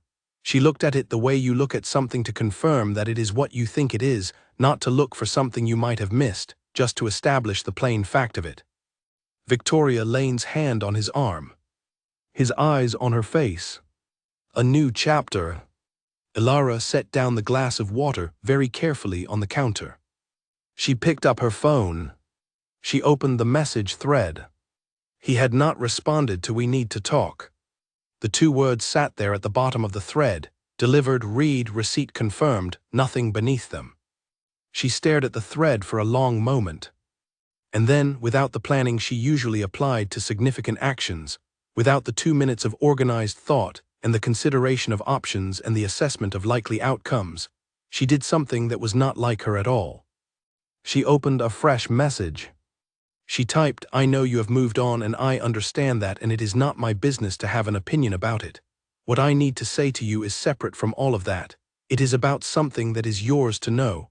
I would like to tell you in person. I will come to wherever suits you." She read it. She read it again. It was honest, it was direct. It gave him information without requiring anything of him before he had the information. It was as close as she could get to fair. She sent it. She put the phone face down on the counter. She stood at the kitchen window and looked at the empty street and breathed. She was in her pajamas, and it was almost midnight, and she had just sent a message she could not take back to a man she had spent 3 years trying very carefully not to love. She was not going to let herself use that word. She went back to bed. She lay in the dark and looked at the ceiling and listened to the building settle around her, the familiar knocks and pings she had learned over 5 weeks, and she thought about practicalities because practicalities were reliable, and she needed reliability right now. She would tell him clearly, she would not make it complicated, she would tell him what was factual and let him respond, and then they would figure out together or separately what came next. She had a plan for every version of his response. She had built them carefully over the past weeks. She had a plan for if he was kind and practical about it. She had a plan for if he needed time. She had a plan for if he wanted to be involved and a plan for if he did not. She had a plan for every version, except the one where he was standing in a photograph at the Meridian Hotel with his eyes on someone else's face. She had not built a plan for that one because she had not let herself see it coming. Which was the thing about not measuring. You could not measure something right up until the moment it measured itself. Her phone buzzed on the bedside table. She picked it up. It was him. 1 message, 3 sentences. "I have been meaning to respond. I am sorry for the delay. When are you free to meet?" She read it 3 times. "I have been meaning to respond." Not "I didn't see the message." Not "I was giving you space." "I have been meaning to respond." It was the kind of sentence that acknowledged without explaining, and she had spent 3 years learning that this was exactly how he communicated when something required care. She typed, "This week, you choose the place." She put the phone down. She lay in the dark. The tightness in her chest had shifted again, not to something better exactly, to something different. Something with more edges, more dimensions. The kind of feeling that comes when a thing you have been holding at arm's length moves close enough that you can feel its actual weight. She pressed her hand flat against her stomach for a moment, gently, without drama. Just a hand. Just a small acknowledgement of the fact that was waiting quietly inside all of this other information, patient and real and entirely unconcerned with the social complexity surrounding it. She breathed. The building settled. She slept. In the morning his reply was waiting, 2 words and a time. Tuesday, noon. She picked a cafe she had never been to with him, in the northern part of the city, the kind of place where you could sit for 2 hours and not be noticed, and the coffee was good. She looked it up and confirmed it was not the kind of cafe that the Alderton Foundation crowd used, and that it had the sort of street-level obscurity that made it feel like a space outside everything else. She typed, "I know a place, I will send you the address." She sent the address. She put the phone in her bag and went to her desk and opened her client files and began the day. But something had changed. She could feel it even as she worked, the same way you can feel a change in air pressure before the weather shifts. Something that had been suspended in her for 5 weeks had resolved into a direction. She was going to tell him. Not tonight, not tomorrow, Tuesday. But the telling was now real, which meant that everything that came after it was also now real, which meant the future had been admitted to the present, and was sitting at the desk beside her with its agenda and its weight, and its complete indifference to her preference for controlling the timing. She worked. She ate lunch, plain rice and sliced avocado and the crackers that had remained a fixture. The nausea was easing slightly. The obstetrician appointment was next Thursday. She had written it in the calendar on her phone under the initial letter of a completely different word so that it was unidentifiable to anyone who was not her. Old habits. She thought about Victoria Lane's genuine laugh. She thought about what a new chapter meant in a caption, whether it was editorial speculation or whether the journalist knew something. She thought about whether it mattered. She thought about whether it changed what she had to say on Tuesday. It did not change what she had to say. What she had to say was factual. It existed independently of who else was in his life, or what chapter he was in, or what the society pages were printing. It was simply true, and he simply had a right to it. She was very clear on that. She was less clear on everything else, but she was very clear on that. She finished her lunch and went back to work and kept the photograph in the very back of her mind, where she put things she was managing but not resolved about, and she was professional and focused and good at her job for the rest of the afternoon. In the evening she walked to the end of the street and back, something she had started doing to get some air and movement, and she stood on the corner for a moment and looked at the sky. It was that hour when the light goes soft and the city quiets slightly before the evening rush, and the air was cold in the way that felt clarifying rather than unpleasant. She thought, I have been afraid of the wrong thing. She thought the thing to be afraid of is not what he will say.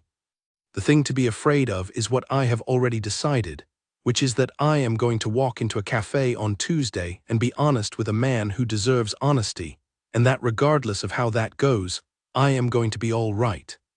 She turned and walked back to the apartment. She was going to be all right. She was fairly certain of it. She went upstairs. She signed the document properly and put it in a fresh envelope and addressed it to Gerald's office and left it on the doorstep for the morning post. It was done. She went to make tea and looked at the yellow wall and thought about Tuesday. She needed to sleep. The cafe was called Aldgate & Co., and it had 12 small tables and exposed brick walls and the kind of coffee menu that required a brief study but not an academic qualification. It was on a side street in the northern quarter, set slightly below street level, so that the windows looked up at feet and ankles passing on the pavement above, which created the pleasant effect of making the inside feel both concealed and connected to the world at the same time. Ilara arrived at 11:52. She chose a table by the window, a corner one, which gave her a partial view of the door and the street and the feet of people passing above. She ordered a chamomile tea and took off her coat and hung it on the hook beside the table and sat down with both hands flat on the table in front of her for a moment. This was the posture she had decided on, hands flat on the table, good posture, direct eye contact, no fidgeting. She had practiced not fidgeting in the mirror that morning and it had taken 6 attempts. She had dressed carefully, not the public function version of carefully, not the polished, events-ready version that Fiona had once helped her build, just her own kind of careful. The blue coat she had bought 2 months ago, the one that fit well and whose color she genuinely liked. Good shoes, her hair in the way she wore it when she was being herself and not a public version of herself. A small silver ring on her right hand that had been her mother's, and that she wore on days that required something to hold onto. At 11:59, the door opened. He came down the 2 steps into the cafe, and she saw him before he saw her, which gave her approximately 3 seconds to observe him without being observed, which she used very efficiently. He looked the same. That was the first thing she registered, with a kind of relief she noted but did not analyze. He looked exactly the same. Dark coat, the gray one, straight-backed, taking in the room with the brief comprehensive survey he always made of any new space, finding the exits and the sight lines with the automatic efficiency of a man who had spent years in rooms full of people whose behavior required reading. He saw her. He came to the table. He did not have the jacket on under the coat, which she noticed because she always noticed, and without it he looked slightly less formidable and slightly more human, and she thought, good, human is what this needs. He said hello. She said hello, thank you for coming. He sat down across from her and took off his coat and hung it beside hers on the hook, which meant their coats were hanging together on the same hook, which was a small and entirely incidental detail that she chose not to make anything of. A young woman came to take his order. He asked for black coffee. He asked what she had. She said chamomile. He nodded as though this was information he was filing correctly. They sat. She had planned the opening. She had a sentence, one clear sentence that she had rehearsed 30 times in the bathroom that morning, and that she was going to deliver with the same precision she applied to client presentations. She was going to say, I have something to tell you that is factual and important, and I want you to know that it comes without any demand attached to it. She opened her mouth. She said, you didn't respond to the first message for 5 days. She had not planned to say that. He looked at her. The expression she had filed under things she could not name was already present, as though it had been there when he walked in. He said, I know. She said, I thought at first that you hadn't seen it. He said, I saw it immediately. She looked at him. He said, I started typing a response several times. I could not work out what to say. It was not a new problem. She was quiet for a moment. The cafe had low music, something instrumental, and the sound of the espresso machine from behind the counter and the muffled footsteps of people passing above the windows. She said, the photograph. He said, what photograph? She looked at his face. It was not the face of a man who knew about the photograph and was avoiding it. It was the face of a man who genuinely did not know what photograph. She said, the Alderton Gala, you and Victoria Lane. He was still. Then he said, Victoria Lane is a trustee of the Alderton Foundation. She was standing beside me in the entrance because we were arriving at the same time. The photograph is from that moment. Ilara said nothing. He said, there is nothing between Victoria Lane and myself. There has not been and will not be. She looked at her hands on the table. She said, that is not actually what I came here to tell you. He said, I know, but I wanted to say it first. She looked up at him. He was looking at her with the expression that she had spent 3 years filing away, the one she had never been able to name, and she saw it now with the clarity of someone who has finally stood at the right angle to see the thing they were looking for, the way she had seen the uneven patch of yellow on the wall of her apartment, suddenly visible and impossible to unsee. She understood in that moment what the expression was. She looked at the table. She said, I am going to tell you something now, and I need you to let me finish before you say anything. He said, all right. She breathed. She said, I am 13 weeks pregnant. The baby is yours. I have been to the doctor. I have the first scan appointment next Thursday. I am not here to make a claim or a demand. I came because it is yours to know. Because disappearing with that information without telling you would not have been right, and I am not a person who does things that are not right. Whatever comes after this, whatever you feel about it or decide about it, is yours to figure out, and I will not stand in the way of whatever that is. She stopped talking. The cafe continued around them, the espresso machine, the music, the feet passing above the window. He was very still. Not the stillness of shock exactly, though it was that too. The stillness of a person who has taken a very large piece of information and is placing it carefully inside the structure of everything they already know, and making sure it is properly placed before they respond. She watched him do this. She had watched him do this version of stillness before, always when something genuinely mattered to him, always when he was not going to let himself react before he had understood. She had always respected it and always found it, at the same time, slightly maddening. After a very long moment he said, 13 weeks. She said, yes. He said, when did you find out? She said, on the last day of the agreement. He was quiet again. Then he said, you knew when Gerald came. She said, yes. He said very quietly, you said you were all right. She said, I know. He said, I asked you if everything was all right. She said, I know. I was not ready to tell you then. I was not ready to tell anyone. I needed time to understand what I was going to do and how I was going to manage it before I brought it to you. He was looking at her steadily. He said, you were going to manage it. She said, I always manage things. It is what I do. He said, I know that about you. She looked at him. There was something in the way he said, I know that about you, that made her stop completely and simply look at him. The way you look at something when you have just realized it is much closer than you thought. The coffee arrived. The young woman set it down and went away again. Neither of them looked at the coffee. He said, what do you want? She said, what do you mean?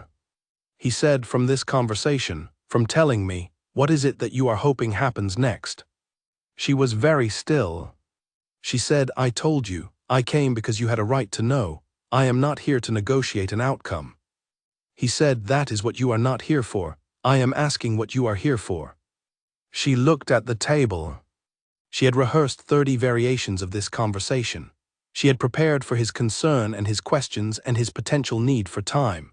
She had prepared for the version where he was relieved, and the version where he was frightened, and the version where he was kind and professional, and offered to support whatever she decided. She had not prepared for him to ask her what she wanted. She said very quietly, I want to be honest. He said, then be honest. She looked at him. She said, I am afraid. He said, of what? She said, of finding out that 3 years were 3 years for you, and that what comes after them is simply what comes after. He was quiet. Then he said, and if they were not simply 3 years? She looked at him for a long moment. She said, then I want to know that too. He set down the coffee cup he had picked up without drinking from. He said, I wrote a letter. On the morning the agreement expired, I wrote it to Gerald. She said, what kind of letter? He said, asking how one extends such an agreement. She could not move. He said, I destroyed it because the agreement was already done and I believed you wanted to go. You had packed your suitcase. You had the apartment arranged. You had been building toward the exit for months. I could see it. I did not think there was anything behind me that you wanted to stay for. She said, you could have asked. He said, you could have said. She looked at him. She said, I know. They sat with that between them for a moment, not a comfortable silence this time, the kind of silence that is made of everything that was not said for 3 years, all of it present in the room at once. She picked up her tea. It had gone slightly cold and she drank it anyway. He said, I want to be involved. She said, in what? He said, in everything, the baby, whatever the next thing is. I want to be involved. She said, what does involved mean? He said, I am not entirely sure yet, but I would like to figure that out with you if you will let me. She looked at him across the table, this composed, careful man she had shared a house with for 3 years and a silence with for 5 weeks, and a letter she had not known about for 3 months. She thought about the kitchen in the morning and the library and the long dinners and the public evenings and the small familiar click of the coffee machine and a tree in a garden that was the color of old copper. She thought about 2 lines on a test on the floor of a bathroom. She said, I am not going back to the arrangement. He said, I am not asking you to. She said, whatever this is, it needs to be different. He said, yes. She said, I need to think. He said, I know. She said, I need to not be managed or handled. He said, I know that too. She looked at him for a moment. Then she looked at the window where the feet of people were passing above them, the city walking by in its coat and its purpose, entirely unaware of the 2 people below who were sitting in a cafe trying to find the language for something that had never been in the agreement and was going to need its own words from scratch. She said, I have an obstetrician appointment on Thursday. He said, I would like to come. She said, "It is very early, they may not be able to see much yet." He said, "I know, I would still like to come." She was quiet for a moment. Then she said, "All right." He nodded. She drank the rest of her cold tea. She said, "The baby is due in April." He said, "April." She said, "Yes." He looked at her with the expression she could now name. She had a name for it at last. It was not something she had the word for in any of the frameworks she had built over 3 years of careful management. It was simpler than all of those. It was the expression of a person looking at another person and being entirely without defenses. She recognized it because she was wearing it too. She picked up her coat from the hook. He stood when she stood, which he always did, which she had always noticed. She put on her coat. She said, "Thursday is at 9:15. I will send you the address." He said, "I will be there." She said, "Do not be late." He said, "I am never late." She looked at him. Something happened at the corner of her mouth, involuntary and brief, and she turned away from the table and walked toward the door before it could become anything. She heard him behind her, putting on his own coat. She went up the 2 steps from the cafe to the street level. The cold air was clean and sharp, and the northern quarter was busy at this hour, people with purpose and coffee and their own October mornings to manage. She stood on the pavement for a moment and felt the reality of the last hour settle over her like the cold. He came up the steps behind her and stood on the pavement. They stood side by side for a moment in the way that people stand when they have said everything important, and are not ready to separate, and do not know yet what movement comes next. She said, "I did not drink the coffee." He looked at her. She said, "I have been off coffee." He said very simply, "I know." She looked at him. She said, "You knew." He said, I noticed things. It is a habit I seem to have formed." She looked away down the street. She pressed her lips together and breathed in through her nose, the way she breathed when she was not going to let herself cry in public, because she was a private person and crying in public was not something she did. She said, "I will send you the address tonight." He said, "All right." She said, "I should go." He said, "Yes." She started walking. She got 3 steps and then stopped and turned around. She said, "Adrian." He was looking at her already. She said, "I did not want to go." Then she turned and walked up the street and did not look back. She walked 2 blocks and turned into a smaller street and stood against the wall of a florist's shop and closed her eyes for 30 seconds and breathed. The smell of cold flowers and wet stone. She breathed. Then she opened her eyes and straightened her coat and walked to the station and went home. The obstetrician appointment was at 9:15, and he was in the waiting room when she arrived at 9:12. She stopped when she saw him, not dramatically, just the half-second interruption of forward motion that happens when reality insists on a small adjustment. Then she continued to the seat opposite and sat down and said good morning, and he said good morning, and they both looked at the various notice boards on the walls of the waiting room with the dedicated attention of people who are not quite ready to look at each other yet, but are managing it with complete dignity. The waiting room was warm. It had chairs upholstered in the kind of pale green that medical facilities favor, inoffensive and slightly depressing, and a table with magazines that nobody was reading, and a reception window behind which a competent woman managed the morning schedule with admirable efficiency. There were 2 other couples there when Alara arrived. She did not look at them in the way that people in medical waiting rooms do not look at each other, maintaining the polite fiction of individual privacy in shared space. She looked at the notice board. He had brought a small folder. She noticed it in his hand when she sat down, a dark leather folder, the kind he used for foundation meetings. She almost said something about it and then did not. The folder was, she would learn later, because he had spent the previous 4 days researching everything medically verifiable about first scans and first trimester development and the likely process of appointments with obstetricians in this particular phase, and had organized the information in the way he organized everything, clearly and thoroughly, and without leaving gaps. She would learn this later. In the waiting room she simply noticed the folder and thought that it looked like him.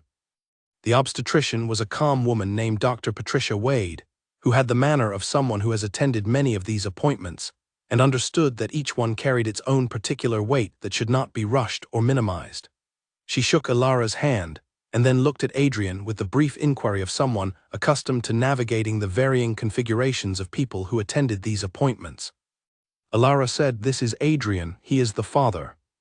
She heard herself say it plainly without hesitation and felt the strange correctness of it, not the correctness of a rehearsed line, the correctness of a true thing said simply. Adrian said, "How do you do?" and shook Dr. Wade's hand, and they all sat down, and the appointment began. Dr. Wade confirmed the dates. She confirmed Ilara's health baseline from the notes sent by Dr. Shaw. She asked about the vitamins and about the nausea, which was improving, and about her sleep, which was variable, and about her work situation, which Ilara described accurately and Dr. Wade noted in her file. She answered questions with the same calm precision she brought to everything, and at one point looked sideways at Adrian to find him listening with the quality of attention she recognized from 3 years of watching him in rooms where something mattered. He had the folder open in his lap. He was not reading from it. He just had it there, the way some people hold something when they are paying close attention, as an anchor for the rest of their body so their mind can work. The scan was performed with a small scanner on her abdomen. It was cold at first and then not, and Dr. Wade moved it and found what she was looking for and turned the screen toward Ilara and said, "There." There. Ilara looked at the screen. She had known intellectually what she would see. She had read about it. She had prepared herself for a very small image, grainy and difficult to interpret without medical training, the early evidence of something that would later be a great deal more legible. She had not prepared for how it would feel to see it. The thing on the screen was small and unmistakable and entirely real, and she looked at it and felt something in her chest give way with the particular quiet collapse of something that has been held together by force for a very long time. She did not cry. She breathed. She heard Dr. Wade say something about measurements and dates confirming the timeline, and she registered it and filed it correctly, but the primary fact of her consciousness was the screen and the small thing on it that was not yet anything and was already everything. She felt him move beside her. He had leaned slightly forward to see the screen, just slightly, and she felt the movement beside her the way you feel the movement of someone who is sharing the same important moment without having arranged to share it. She looked at him. His face was entirely unguarded. She had seen him composed, she had seen him careful, she had seen him controlled, sometimes warm, sometimes still, sometimes precise. She had seen every version of his face that the agreement had created the conditions for in 3 years of careful proximity. She had not seen this. This was a face that had simply forgotten to be anything other than itself for a moment. She looked back at the screen. Dr. Wade completed the scan and printed 2 small images and handed them to Ilara, who held them with both hands, and they discussed the next appointment and the schedule of checks and the information that would develop over the coming months. And Ilara asked the 2 questions she had prepared, and Dr. Wade answered them, and the appointment concluded with the same calm professional efficiency with which it had begun. They left together. It was not a decision exactly. It was the simple practical fact that they were both walking toward the same exit. On the pavement outside the clinic, in the cold November morning, they stopped. She was still holding the scan photographs. She had folded them slightly without meaning to, curling their edges, and she flattened them against her palm. She said, "Everything is normal." He said, "Yes." She said, "The dates are confirmed." He said, "Yes." They stood there in the cold. She said, "Do you want a copy of the photograph?" He said, "If you are willing to share it." She looked down at the 2 small images in her hand. She gave him one. He took it and held it with the careful attention of someone receiving something that requires care. She said, "I should get back. I have a client call at 11. He said, "Of course." She said, "Thank you for coming today." He said, "Thank you for letting me." She looked at him. He was looking at her with the unguarded face, slightly different now, controlled again but not fully, the way a door looks when it has been opened and then almost but not quite closed. She said, "The apartment is small." He looked at her. She said, "I have 1 bedroom and a sitting room that serves as my office and a kitchen and a bathroom. I painted 1 wall yellow because I always wanted a yellow wall. I have not fully unpacked my suitcase, the actual one from 3 years ago. It is still in the hallway. She did not know why she was saying this. She had not planned to say this. He said, "Why is it still in the hallway?" She said, "Because I put it there when I arrived, and I never moved it, and I am not sure I wanted to." He was very still. She said, "I am not saying what that means. I am not ready to say what it means. I am saying it because you told me to be honest, and I am trying to be honest even when I do not entirely understand what the honest thing is yet." He said, "All right." She said, "I need more time." He said, "I know." She said, "I am not asking you to wait. I am not making you a promise. I am saying that I am not in a place where I can make decisions about what this is while I am still figuring out what I am." He said, "I understand." She said, "I do not think you should stop living your life while I am figuring things out." He said, "I have not been living my life in the way you seem to think I have. The photograph was a function event. There is no one else. There has not been." She looked at him. She said, "You should have said that in the first message." He said, "I did not know you had seen the photograph until the cafe." She said, "Before that, when I sent 'We need to talk.'" He said slowly, "Yes, I should have." She said, "Why didn't you?" He was quiet for a moment. He said, "Because saying it would have required saying something else as well, and I was not certain it was something you wanted to hear." She was quiet. She said, "What was the something else?" He said that I have not moved on, that I had not moved on before the agreement ended, that the reason I was writing to Gerald on the last morning was not about terms and conditions. She held the scanned photograph in her hand and looked at it. She said, "We should have talked more." He said, "Yes." She said, "In 3 years we talked about the foundation and public events and my father and your family and books and design, and approximately everything except the most important thing." He said, "Yes." She said, "I think we are both very skilled at talking around things." He said, "I think that is accurate." She said, "I need to go." He said, "I know." She started walking. 2 steps later she said, without turning around, "Thursday evenings. I usually visit my father on Thursday evenings. He would like to see you. He has always liked you, even when I pretended not to notice that he had always liked you." A pause. She said, "Not this Thursday. I need to prepare him first. He does not know yet." He said, "Whenever you are ready." She said, "I will let you know." She walked to the corner. She stopped. She turned around. He was still standing outside the clinic, watching her walk away, with the photograph in his hand and the coat and the folder and the unguarded face that had not fully closed again. She said, "The appointment is confirmed at 9:15. That was 4 days ago. The next one is in 4 weeks.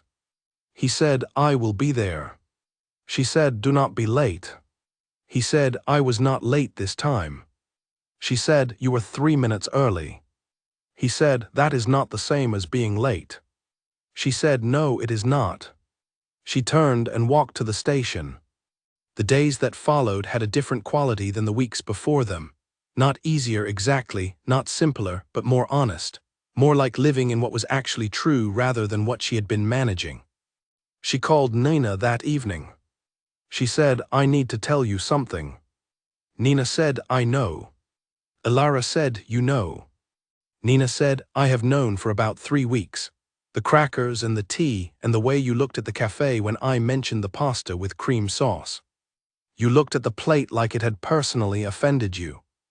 Ilara said, "The smell of cream makes me feel terrible." Nina said, "I know. How far along?" Ilara said, 13 weeks. Nina said, "And?" Ilara said, "And I told him yesterday. We met. We talked. It is very early, but we talked." Nina was quiet for a moment. Then she said, "And the suitcase?" Ilara looked at the hallway where the suitcase was. She said, "It is still there." Nina said, "Good." Ilara said, "Good." Nina said, "Suitcases that need to go get unpacked. Suitcases that are still in the hallway are waiting for something to become clear." Ilara said, "You are very mysterious for someone who coordinates corporate events." Nina laughed. She had a good laugh, wide and warm. She said, "How are you really?" Ilara sat down in her chair with the phone and looked at the yellow wall. She said, I am better than I was.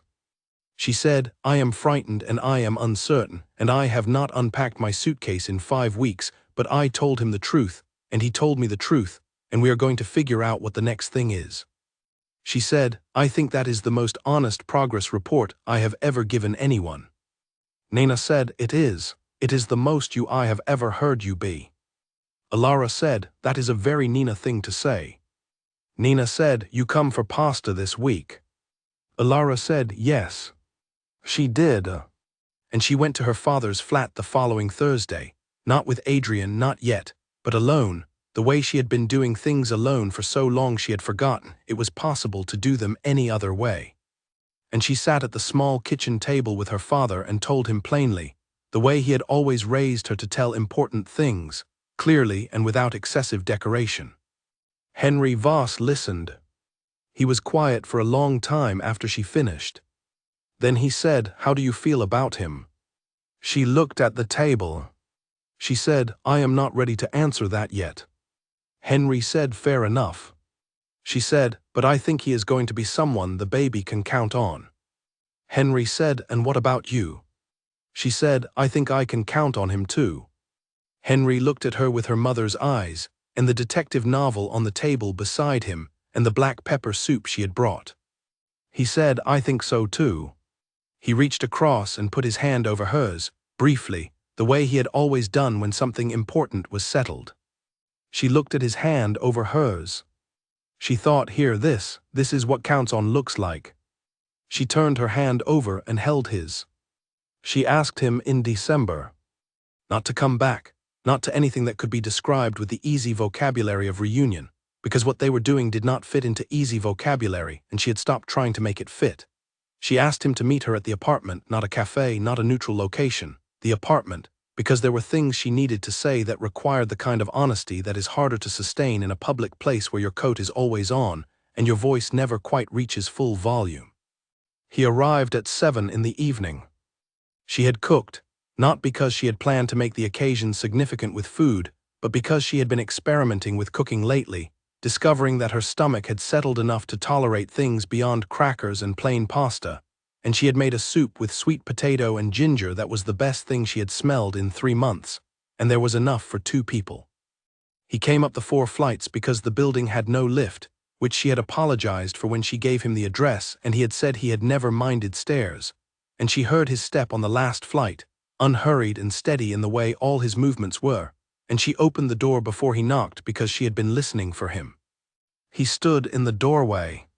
He looked at the apartment the way he looked at any new space, that brief comprehensive read of the room, and she watched him do it, and then she stepped back and said, "Come in." He came in. He looked at the sitting room with the desk by the windows, and the chair she had brought from her previous life, and the yellow wall. He looked at the yellow wall for a moment. He said, "You painted it well." She said, "I need a 3rd coat on the corner, but otherwise yes." He looked at the hallway. The suitcase was still there. He did not comment on the suitcase. She said, "Soup." He said, "Yes, thank you." They sat at the small kitchen table, the 2 of them, and 2 bowls of sweet potato soup, and it was the most domestic thing they had ever done together, which was something given that they had shared a house for 3 years. But sharing a house with staff and a formal dining room and 2 separate floors was not the same as sitting at a kitchen table with bowls of homemade soup, and elbows nearly touching, and no audience and no agreement, and no Fiona from the events team to tell either of them where to stand. This was just the 2 of them. No one had arranged it.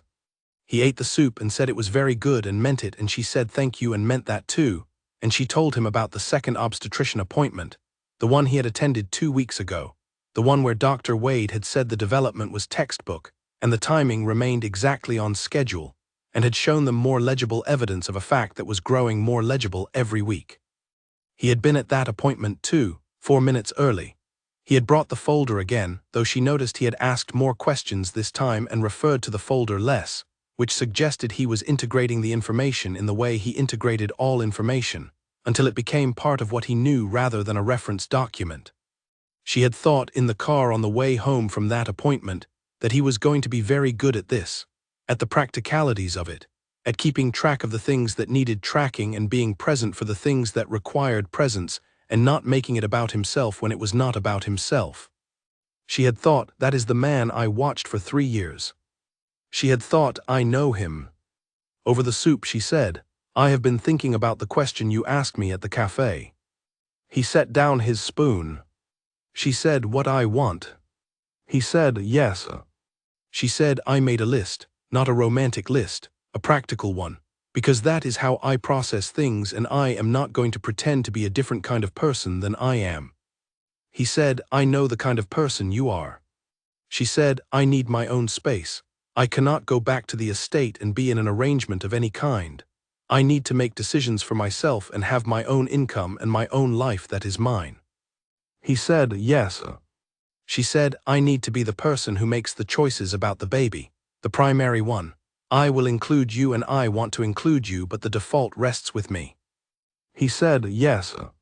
She said, I need to not have a team of people deciding what I wear or where I stand. He said, yes. She said, and I need to not do this in stages. I need to know whether we are building something real or whether we are managing a situation, because I am tired of managing situations. I have been managing situations my entire life, and I would like, for once, to simply be in one. He was very still. He said, what does building something real mean to you? She said, I do not know the full picture yet, but it starts with honesty. It starts with two people who say the actual thing rather than the safe thing. It starts with not waking up 3 years into something and realizing we never said the most important things because we were both too careful. He said, we were careful for different reasons. She said, yes, I know that now. He said, what were yours? She looked at him. She said, I was afraid to be inside something that had an end date. If I did not want anything, the end date could not hurt me. He said, and mine? She said, you tell me. He was quiet for a moment.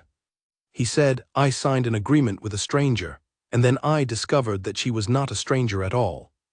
And I did not know how to recalibrate.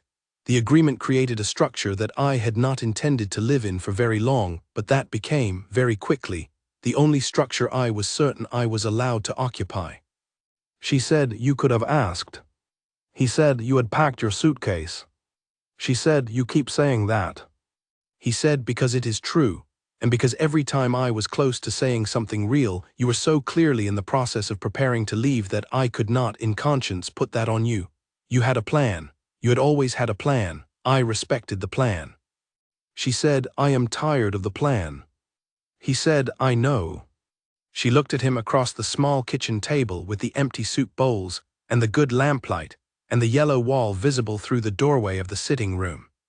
She said, I want to try, not the agreement, not an arrangement, something that is what it actually is, whatever that turns out to be, without a clause at the bottom that tells us when it ends.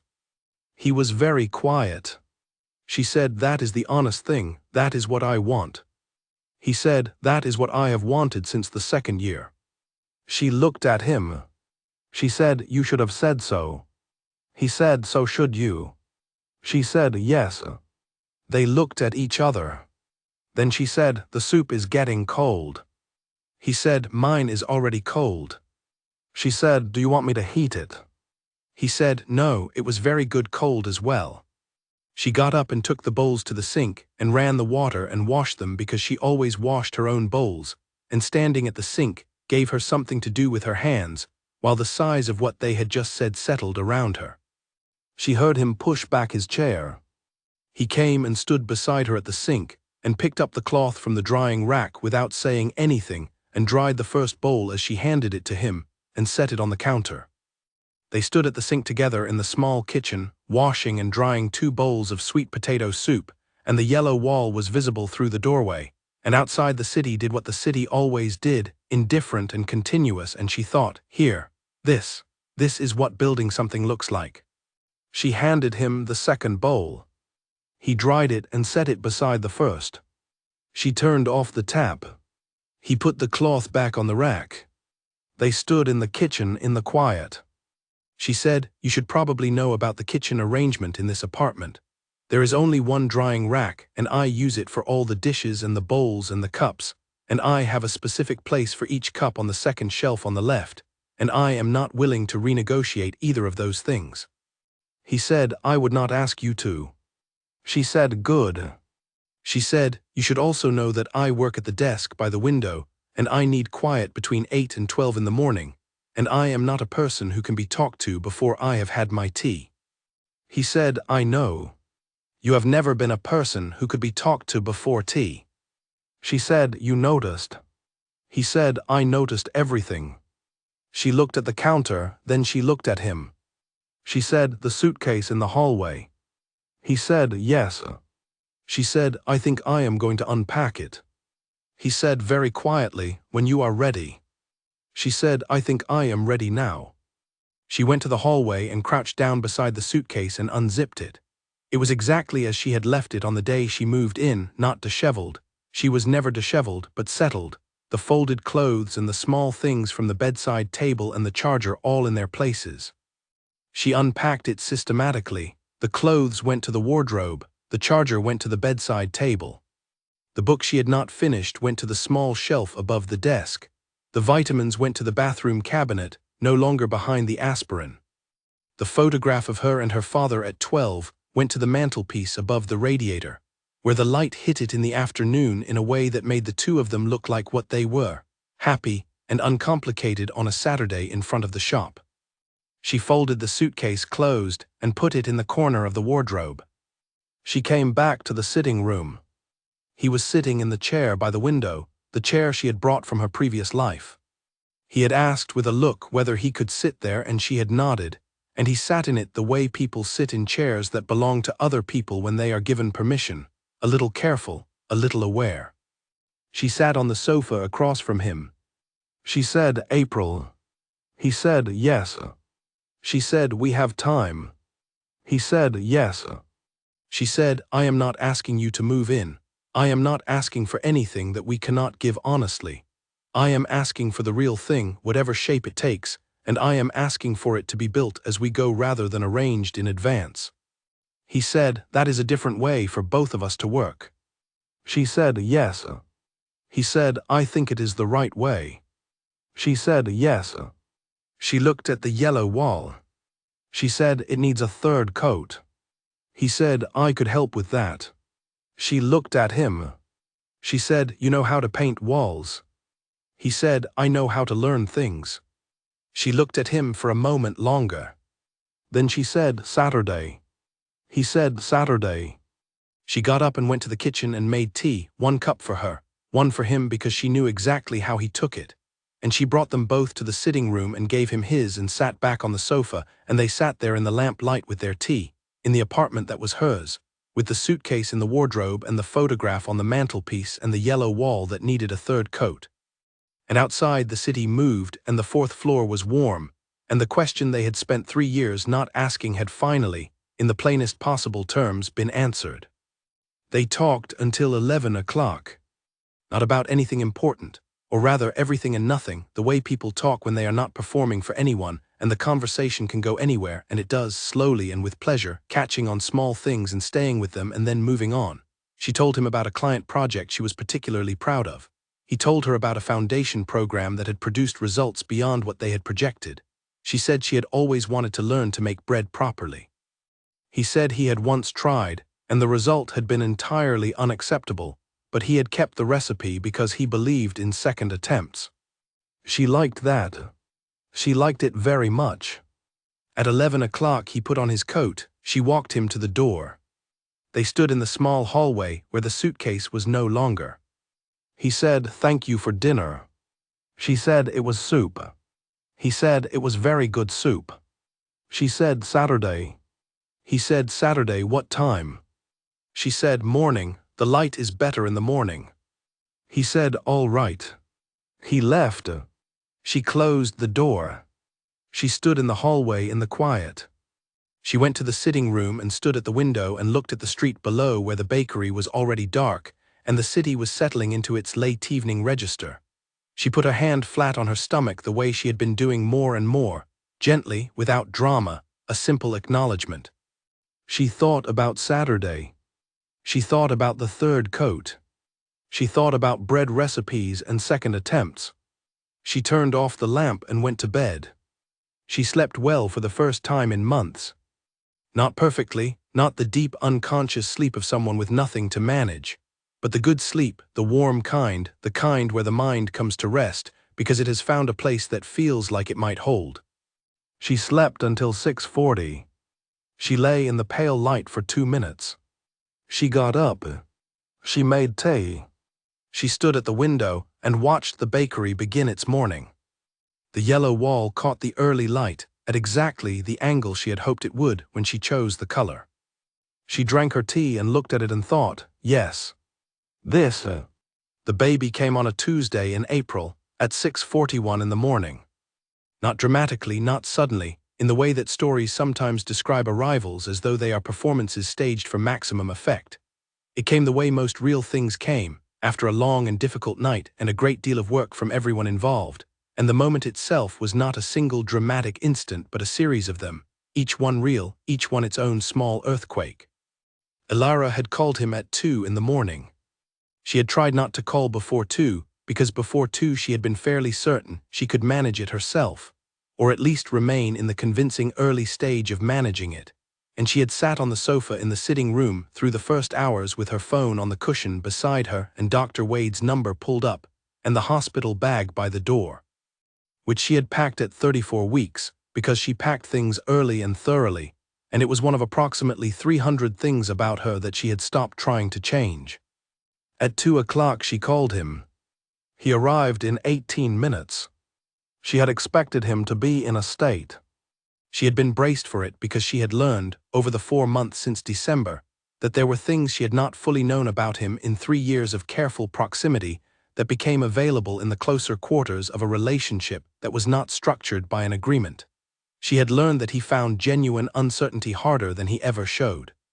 She had learned that when things moved too fast for his organizational framework to accommodate, he went very quiet in a way that was different from his usual quiet, a slightly tighter version, and that the way to help him was to give him something concrete to do. She had planned to give him something concrete to do. He came through the door and looked at her and she said, "The bag is by the door and I need help with my coat, and we should leave in the next 10 minutes. He got her coat, he got the bag. He called for a car while she put on her shoes, and when she said she needed a moment he stopped moving entirely and stood in the hallway and was simply present, not hovering, not talking, just there, and she thought, there it is. That is the thing that is not in the folder and cannot be prepared for, just being there. She said, "I am ready."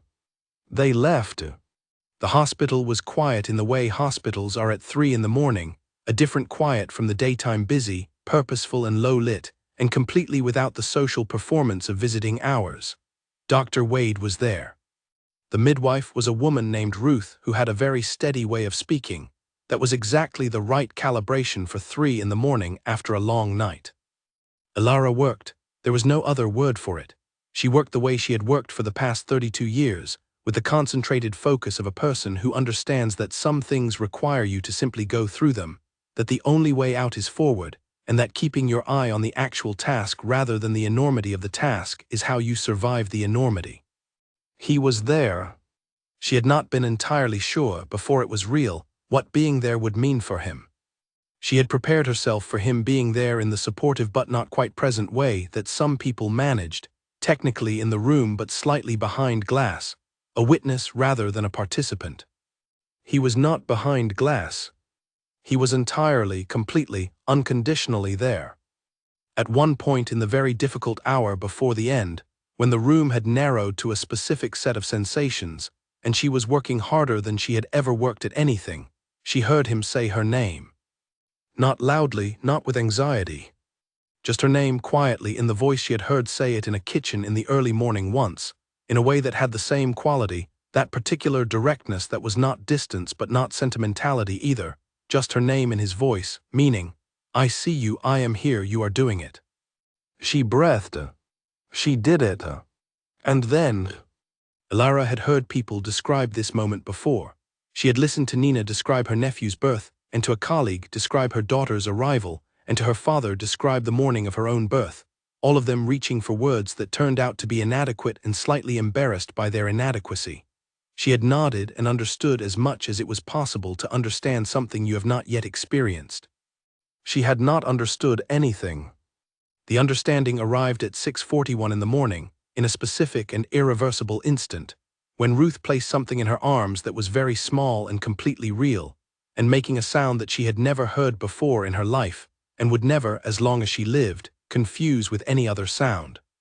She held her, the baby, her daughter, a girl as it turned out, though Alara had insisted she did not want to know in advance, and had maintained this position through 3 separate appointments where the information had been available, not because she was afraid of the answer, but because she wanted the first time she knew to be the same moment the baby arrived in the world. And she was right. She was completely right, because knowing it in this moment was the truest way of knowing anything. She held her daughter and looked at her.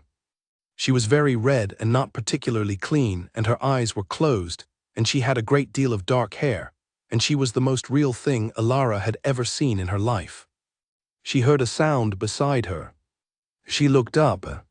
Adrian was standing there with the expression she had finally named in December, the one she had spent 3 years filing away under things she could not name. It was fully there now, completely unguarded, without even the partial management he had applied to it in the cafe or the waiting room or the kitchen with the soup.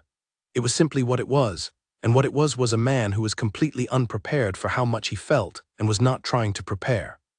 She said, "Do you want to hold her?" He said very quietly, "Yes." She looked at him for a moment. She said, "She is small, but she is not fragile. You can hold her properly." He nodded. She placed her daughter in his arms. He held her. She watched him hold her. He had clearly not held a newborn before. She could tell from the careful way he positioned his arms, following the same logic he applied to all new physical tasks, attending to the mechanics until they became intuitive. He held her daughter with both arms and looked down at her with the face that had no name, the one that had finally been named, and Alara looked at his face looking at her daughter and thought, This is it. This is the thing she had been afraid to want. She was not afraid of it now. The weeks that followed were the fullest and the most disorganizing she had ever experienced, and she had experienced the 3-year arrangement and the months that preceded it, so the bar was not low. Her daughter, who was called Clara after Alara's mother's middle name, which Henry had told her years ago and which she had filed away without knowing why, was a small and extremely specific person from the first days, one who had clear opinions about the positions in which she would accept being held, and the sounds she found acceptable and the arrangement of blankets. Alara learned her daughter with the same focused attention she brought to everything, cataloging her preferences and her patterns, finding the logic of her rhythms, and she was better at this than she had expected. Not easily, nothing was easy, but genuinely with the kind of competence that comes from paying close attention and refusing to panic. Nina came on the 4th day with food and the practical cheerfulness of someone who understands that the most useful thing after a birth is a person who does things without being asked.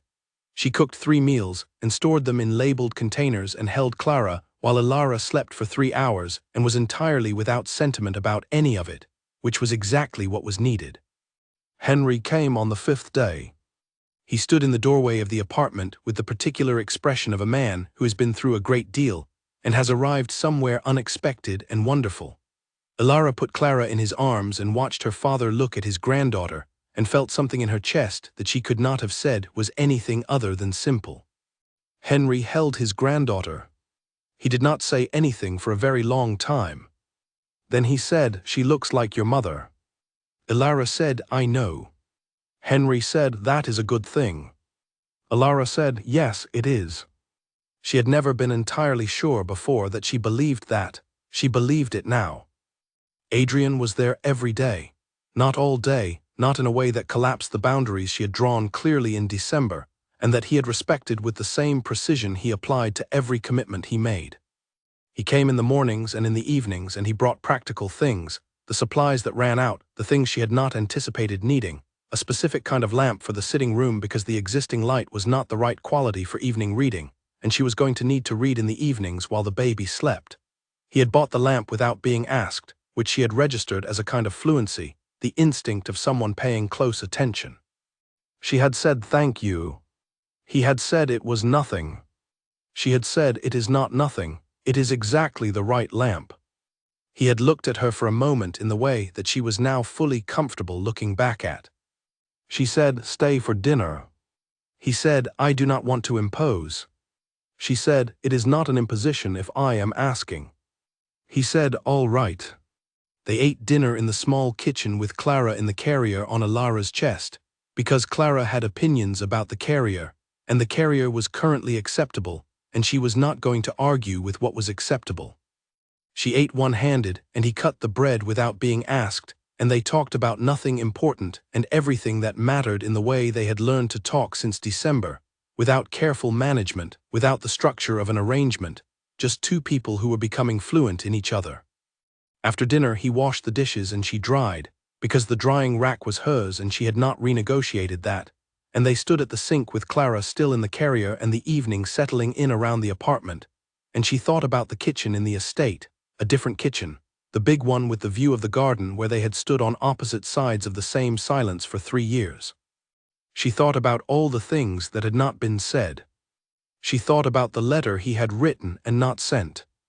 She thought about 2 lines on a test. She thought about a suitcase in the hallway of an apartment with a yellow wall. She thought about standing outside a florist shop in the northern quarter, saying I did not want to go.